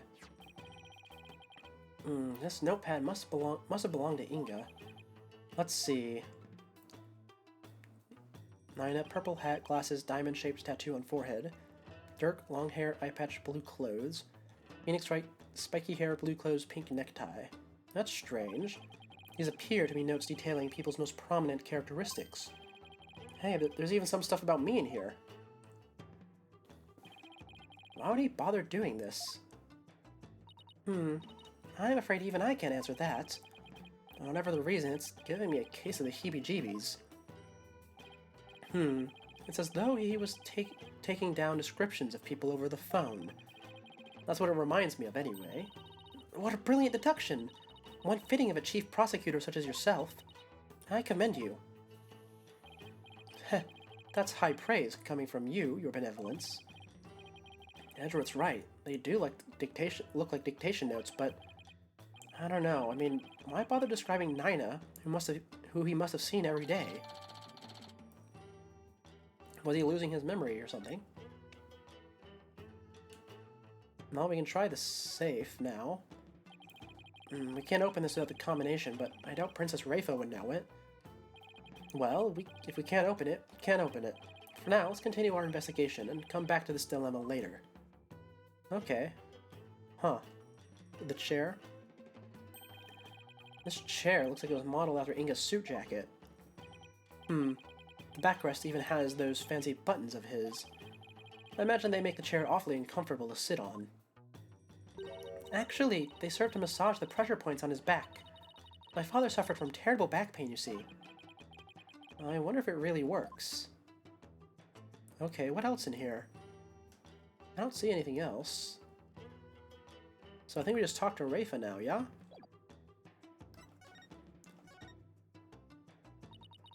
Barbed Head, I, the Royal Priestess of Khurain, shall share my thoughts on the abduction. You will? Listen carefully, for such opportunities do not come often. Yes, of course. We'd be grateful to hear anything you'd like to share. My father was very likely seeking to obtain the Founder's Orb. But it was not for the purpose of a coup d'etat. It was all for my sake. For your sake? The Founder's Orb is capable of bestowing great spiritual power. My father truly believed that, and wanted that power to be mine. I haven't finished my training, and I still can't channel spirits. He was doing it for me. Right, I see. Well, do you understand why he did it now? I do, but it doesn't change the fact that Minister Inga was a kidnapper. But I guess you don't believe he is, do you? Oh, New information is sure to surface upon further investigation. Suffice to say, he did all this for me. End of story. Was he really trying to obtain the orb for Rafa? Somehow I doubt it. Speaking of powers, I wonder if Rafa will be performing the divination seance tomorrow. I should probably ask her about that. Your Benevolence, I noticed Nina isn't with you today. Oh, I know not where she has gone. I have not spoken with her since this morning. I assume she must be quite busy today. I did catch a glimpse of her a little after 2 o'clock. I tried calling out to her, but she went off somewhere again. A little after 2? That's about an hour before the murder. Indeed. Of all the times for this to happen, she normally comes to me the moment I call her name. I know it's hard to believe, but even nannies have lives, you know. Your inability to find her after the murder is slightly alarming. I wonder if her absence is related to today's incident somehow. Do you think she was unwittingly caught up in them? Who knows? At the very least, I don't think she was at the scene of the crime. Nina, I hope she is alright. Rafa seems really worried for Nina.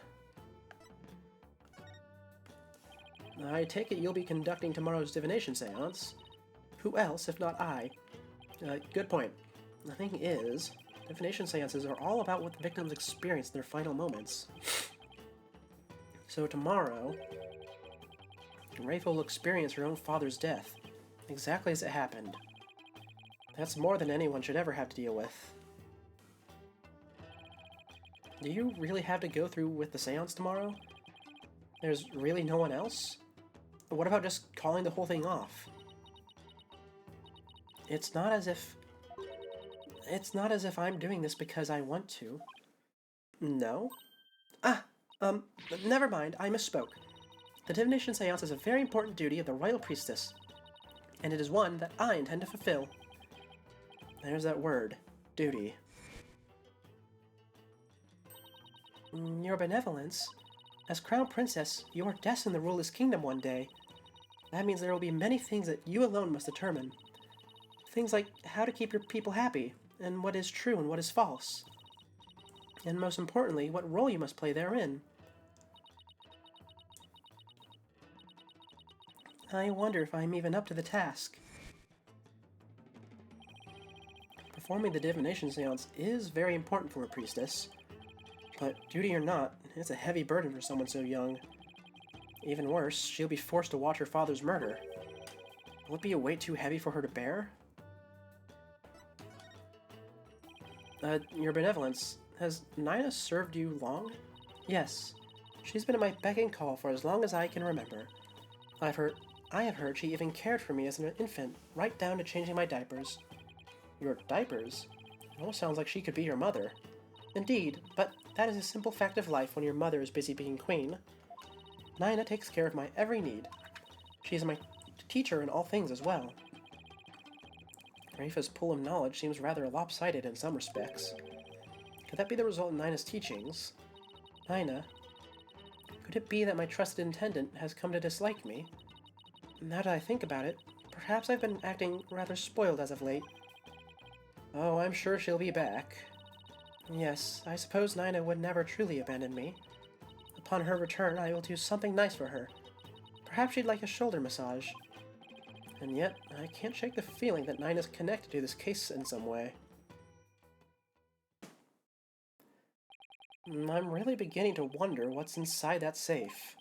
Any idea what the combination might be, Your Benevolence? None whatsoever. It looks like a 4-digit combo lock, so maybe it's a date. But it's probably not anything that would be easy to guess. Well, let's try some dates and see what happens. I wonder what date Inga would use as a combination. I'd definitely say the date the DC Act was enacted. Yeah? How about the date the Defense Culpability Act was enacted? Do you know when that was, Your Benevolence?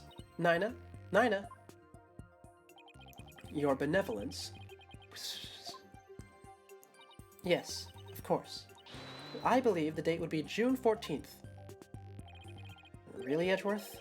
Is whispering in the ears of elites the secret to your success? Alright, let's give a 01614 a try. Nope, that's not it. Time to try something else. Oh, in that case, let's try the birthday. When's your birthday, Your Benevolence? You are wasting your time. It cannot possibly be my birthday. Aw, come on. It's worth a shot. Fine. It's December 24th. Christmas Eve. Well, let's give it a try. 1, 2, 2, 4. Oh, there we go. Ah! Ooh. It opened. It did? Yep, and it looks like the bottom safe was a fake. Something meant to mislead would-be thieves, no doubt. Still, it was rendered quite ineffective by his use of such an easily guessed combination. But why, Father? Why my birth date? Do you have anything to say about it? No, you don't. Let's see, what's inside here? Documents, obviously, but of what? Okay, let's see what's in here. That looks like a letter or something. Let's see. Dear Father, I wanted to wish you a happy birthday. You're always so kind, and I love you very much. I hope you live to be 100 years old. Love, Rafa. Huh. I wrote this to my father when I was 8 years old. Father, why would you hold on to something so childish and stupid? There are some other papers in here. Ah! Darn assassination plan. This is the plan for his coup d'etat. Let's see. Once I poison the queen, the throne will be mine. The spiritual power I obtain from the treasure will back up my claim. In the meantime, the secret police are to keep a close watch on Garin. What? Give me that. I don't understand. It seems Justice Minister Inga was plotting the assassination of the Queen. This can't be true. Father would never harm Mother. Poor Rafa has come as such a terrible shock. What's this? There's a photo in here too. Oh! Is Nina actually... Well, there we go. We've solved one mystery. So, the hostage is not Nayuta. My crackpot theory that I kept secret is that it is, in fact, the Queen. The previous Queen, Queen Amara. You can see this is her, yeah. Quite obvious. White hair, diamond forehead, and the book in the back. In which case, she is also Nina, yeah?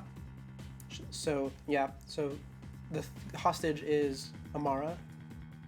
Yep, that seems to be right. I don't... I'm shocked, I must say. I don't have anything deeper to say about that. I did not expect that to be the way this was going to go. Huh, it's a woman and a baby. I wonder who they are. On the far left, there's a law book with the mark of the Defiant Dragons branded on it.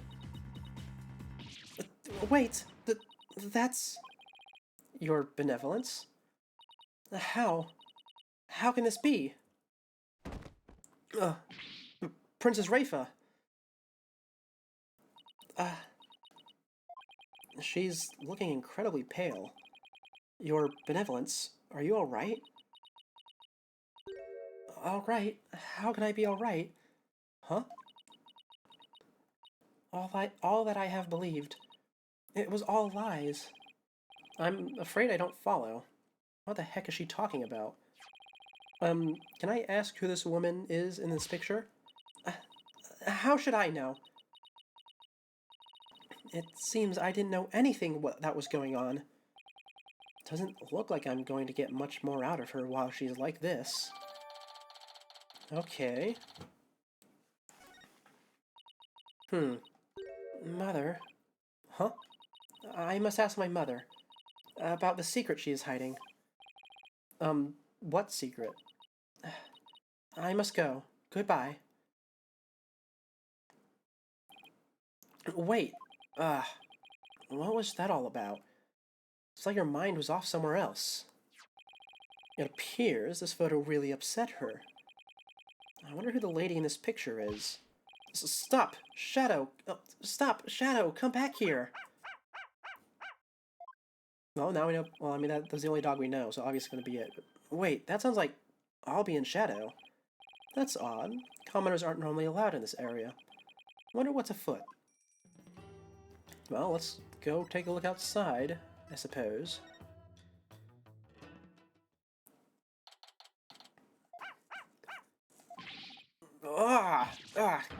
Hey, Edgeworth. Oh, well, that's adorable. Huh. I hope one of you have a good explanation for this. I'm so sorry. Hi, Albie. No, Shadow. Bad dog, leave the man's frilly thingamajig alone. If you would kindly detach your dog from my cravat. Right away, sir. Just hold still and... And? Come on, Shadow. Stop pulling like that. You only stretch the fabric. Come on, Shadow. Let go of his cravat, shamacall. This isn't working. I'll just have to pull harder then. 1, 2... Wait, what are you... 3! Come on! No! I need air. Of course, Edgeworth must be that. Well, he must have his breath taken away every time he interacts with someone new. Yeah. This time, literally. Were you trying to kill me? I'm really sorry, mister. My dog has a habit of attacking frilly things like that. Maybe for his sake, he should stick to more traditional targets like cars or his tail. That's not for his sake, going after cars. What's worse, he snuck in here again today and stole some weird-looking hat. I don't know what to do anymore. Bad dog. You're a very bad dog. Wait a second. I've seen that hat before. Well, that's good. We found Nina's hat. Albie, can I see that hat again? Sure. Wait, isn't this Nina's hat? But I thought she disappeared. Shadow swiped it from someone. Albie, how exactly did Shadow get this? Allow me to explain. It all started while we were on a walk through the bazaar today, when suddenly Dad's popped out of a manhole. Aha! Whoa! The fangs of the defiant dragons. Huh. Ha! That Sarball is here.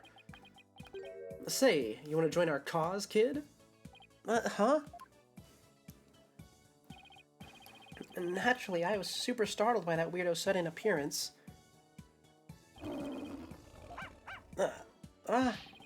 Back, dog of the Garen regime. Huh? But this is my dog, Shadow. Defiant dragon, secret weapon, dragon snot snaps. Snot snaps. Achoo! Whoa! Ugh. Oh man, the look on your face. That was a classic. The sudden bang of the firecracker spooked Shadow, and he ran off into the crowds. Shadow, come back here. Oh, that'll teach you, Garen's lapdog. You there, what do you think you're doing? Not good. That's when a policeman came running over and hauled Dats away. I guess he was out of dragon snapshots. That happened right around 2 p.m. if I remember correctly. I'm not even going to pretend I know what Dats was trying to do.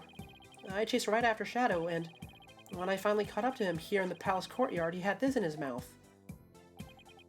2 p.m., huh? That's about an hour before the minister's death. Nina supposedly went missing after the murder, but this would place her here at the palace around 2.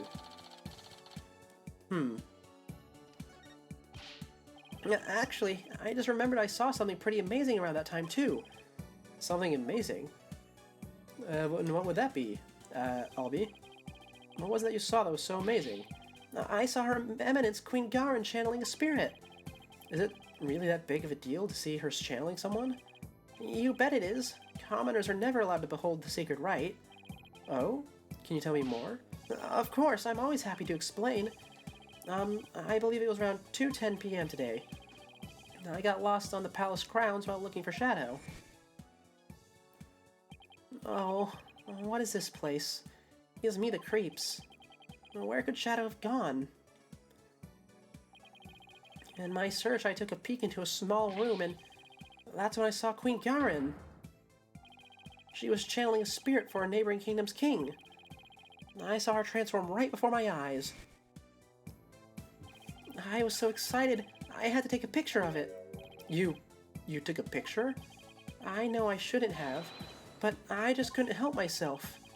Between this and the treasure room, Albie's not exactly the picture of self-restraint. Her channeling rite ended right after that, so I ran off before anyone could spot me. You could have been arrested again, you know. Yeah, I know. Anyway, here's a copy of the picture. Just don't tell anyone I was the one who took it. I worry about his future sometimes. Okay. Come to think of it, how did you and Shadow get into the royal residence anyway? It's not open to commoners after all. Allow me to explain. There's a way to get into the palace from the bazaar. It's a bit of a tight squeeze, though. Shadow can easily fit, but anyone bigger than me is out of luck. You don't say. Yeah, part of the palace wall is damaged, and there's a hole I can just barely make it through. Go on. Bet you didn't know they have some real tasty food here. Oh, then this isn't your first time in here, huh? Trespassing is illegal, you know. No, it's not like that. I didn't mean any harm. It's just, I want to help change this kingdom. What do you mean? Well, after Miss Faye's trial, I started thinking, like, maybe there was something I could do to help the revolution too. Maya's trial, huh? That tragedy only happened because of how twisted Khura'in's legal system has become. How utterly foolish to cast away one's life for such a reason. There must have been some other way to cover up the crime. Yet, had I done so, my wife would have rushed to my defense, and when the case went to trial, she would suffer the same fate as I under the Defense Culpability Act. I could not have lived with myself had she been convicted because of that fiendish man. This cannot be. All I have done under the laws of our kingdom, it has all been... The DC Act led to the false charges against Maya and the High Priest's suicide, but that trial also caused the public to start questioning the current state of things. And it seems even Albie has some pretty strong feelings on the matter. I knew there had to be something I could do to help. That's when I remembered the hole in the palace wall and started thinking. Maybe I could sneak in and take a picture of one of the royals up to no good. I just want to do my part. The spirit of revolution seems to be catching on, even with one so young. Right, the momentum is steadily building, and the tipping point is fast approaching. It's just a matter of when. I agree, and the public's perception of the Defiant Dragon seems to be changing too. But Albie... You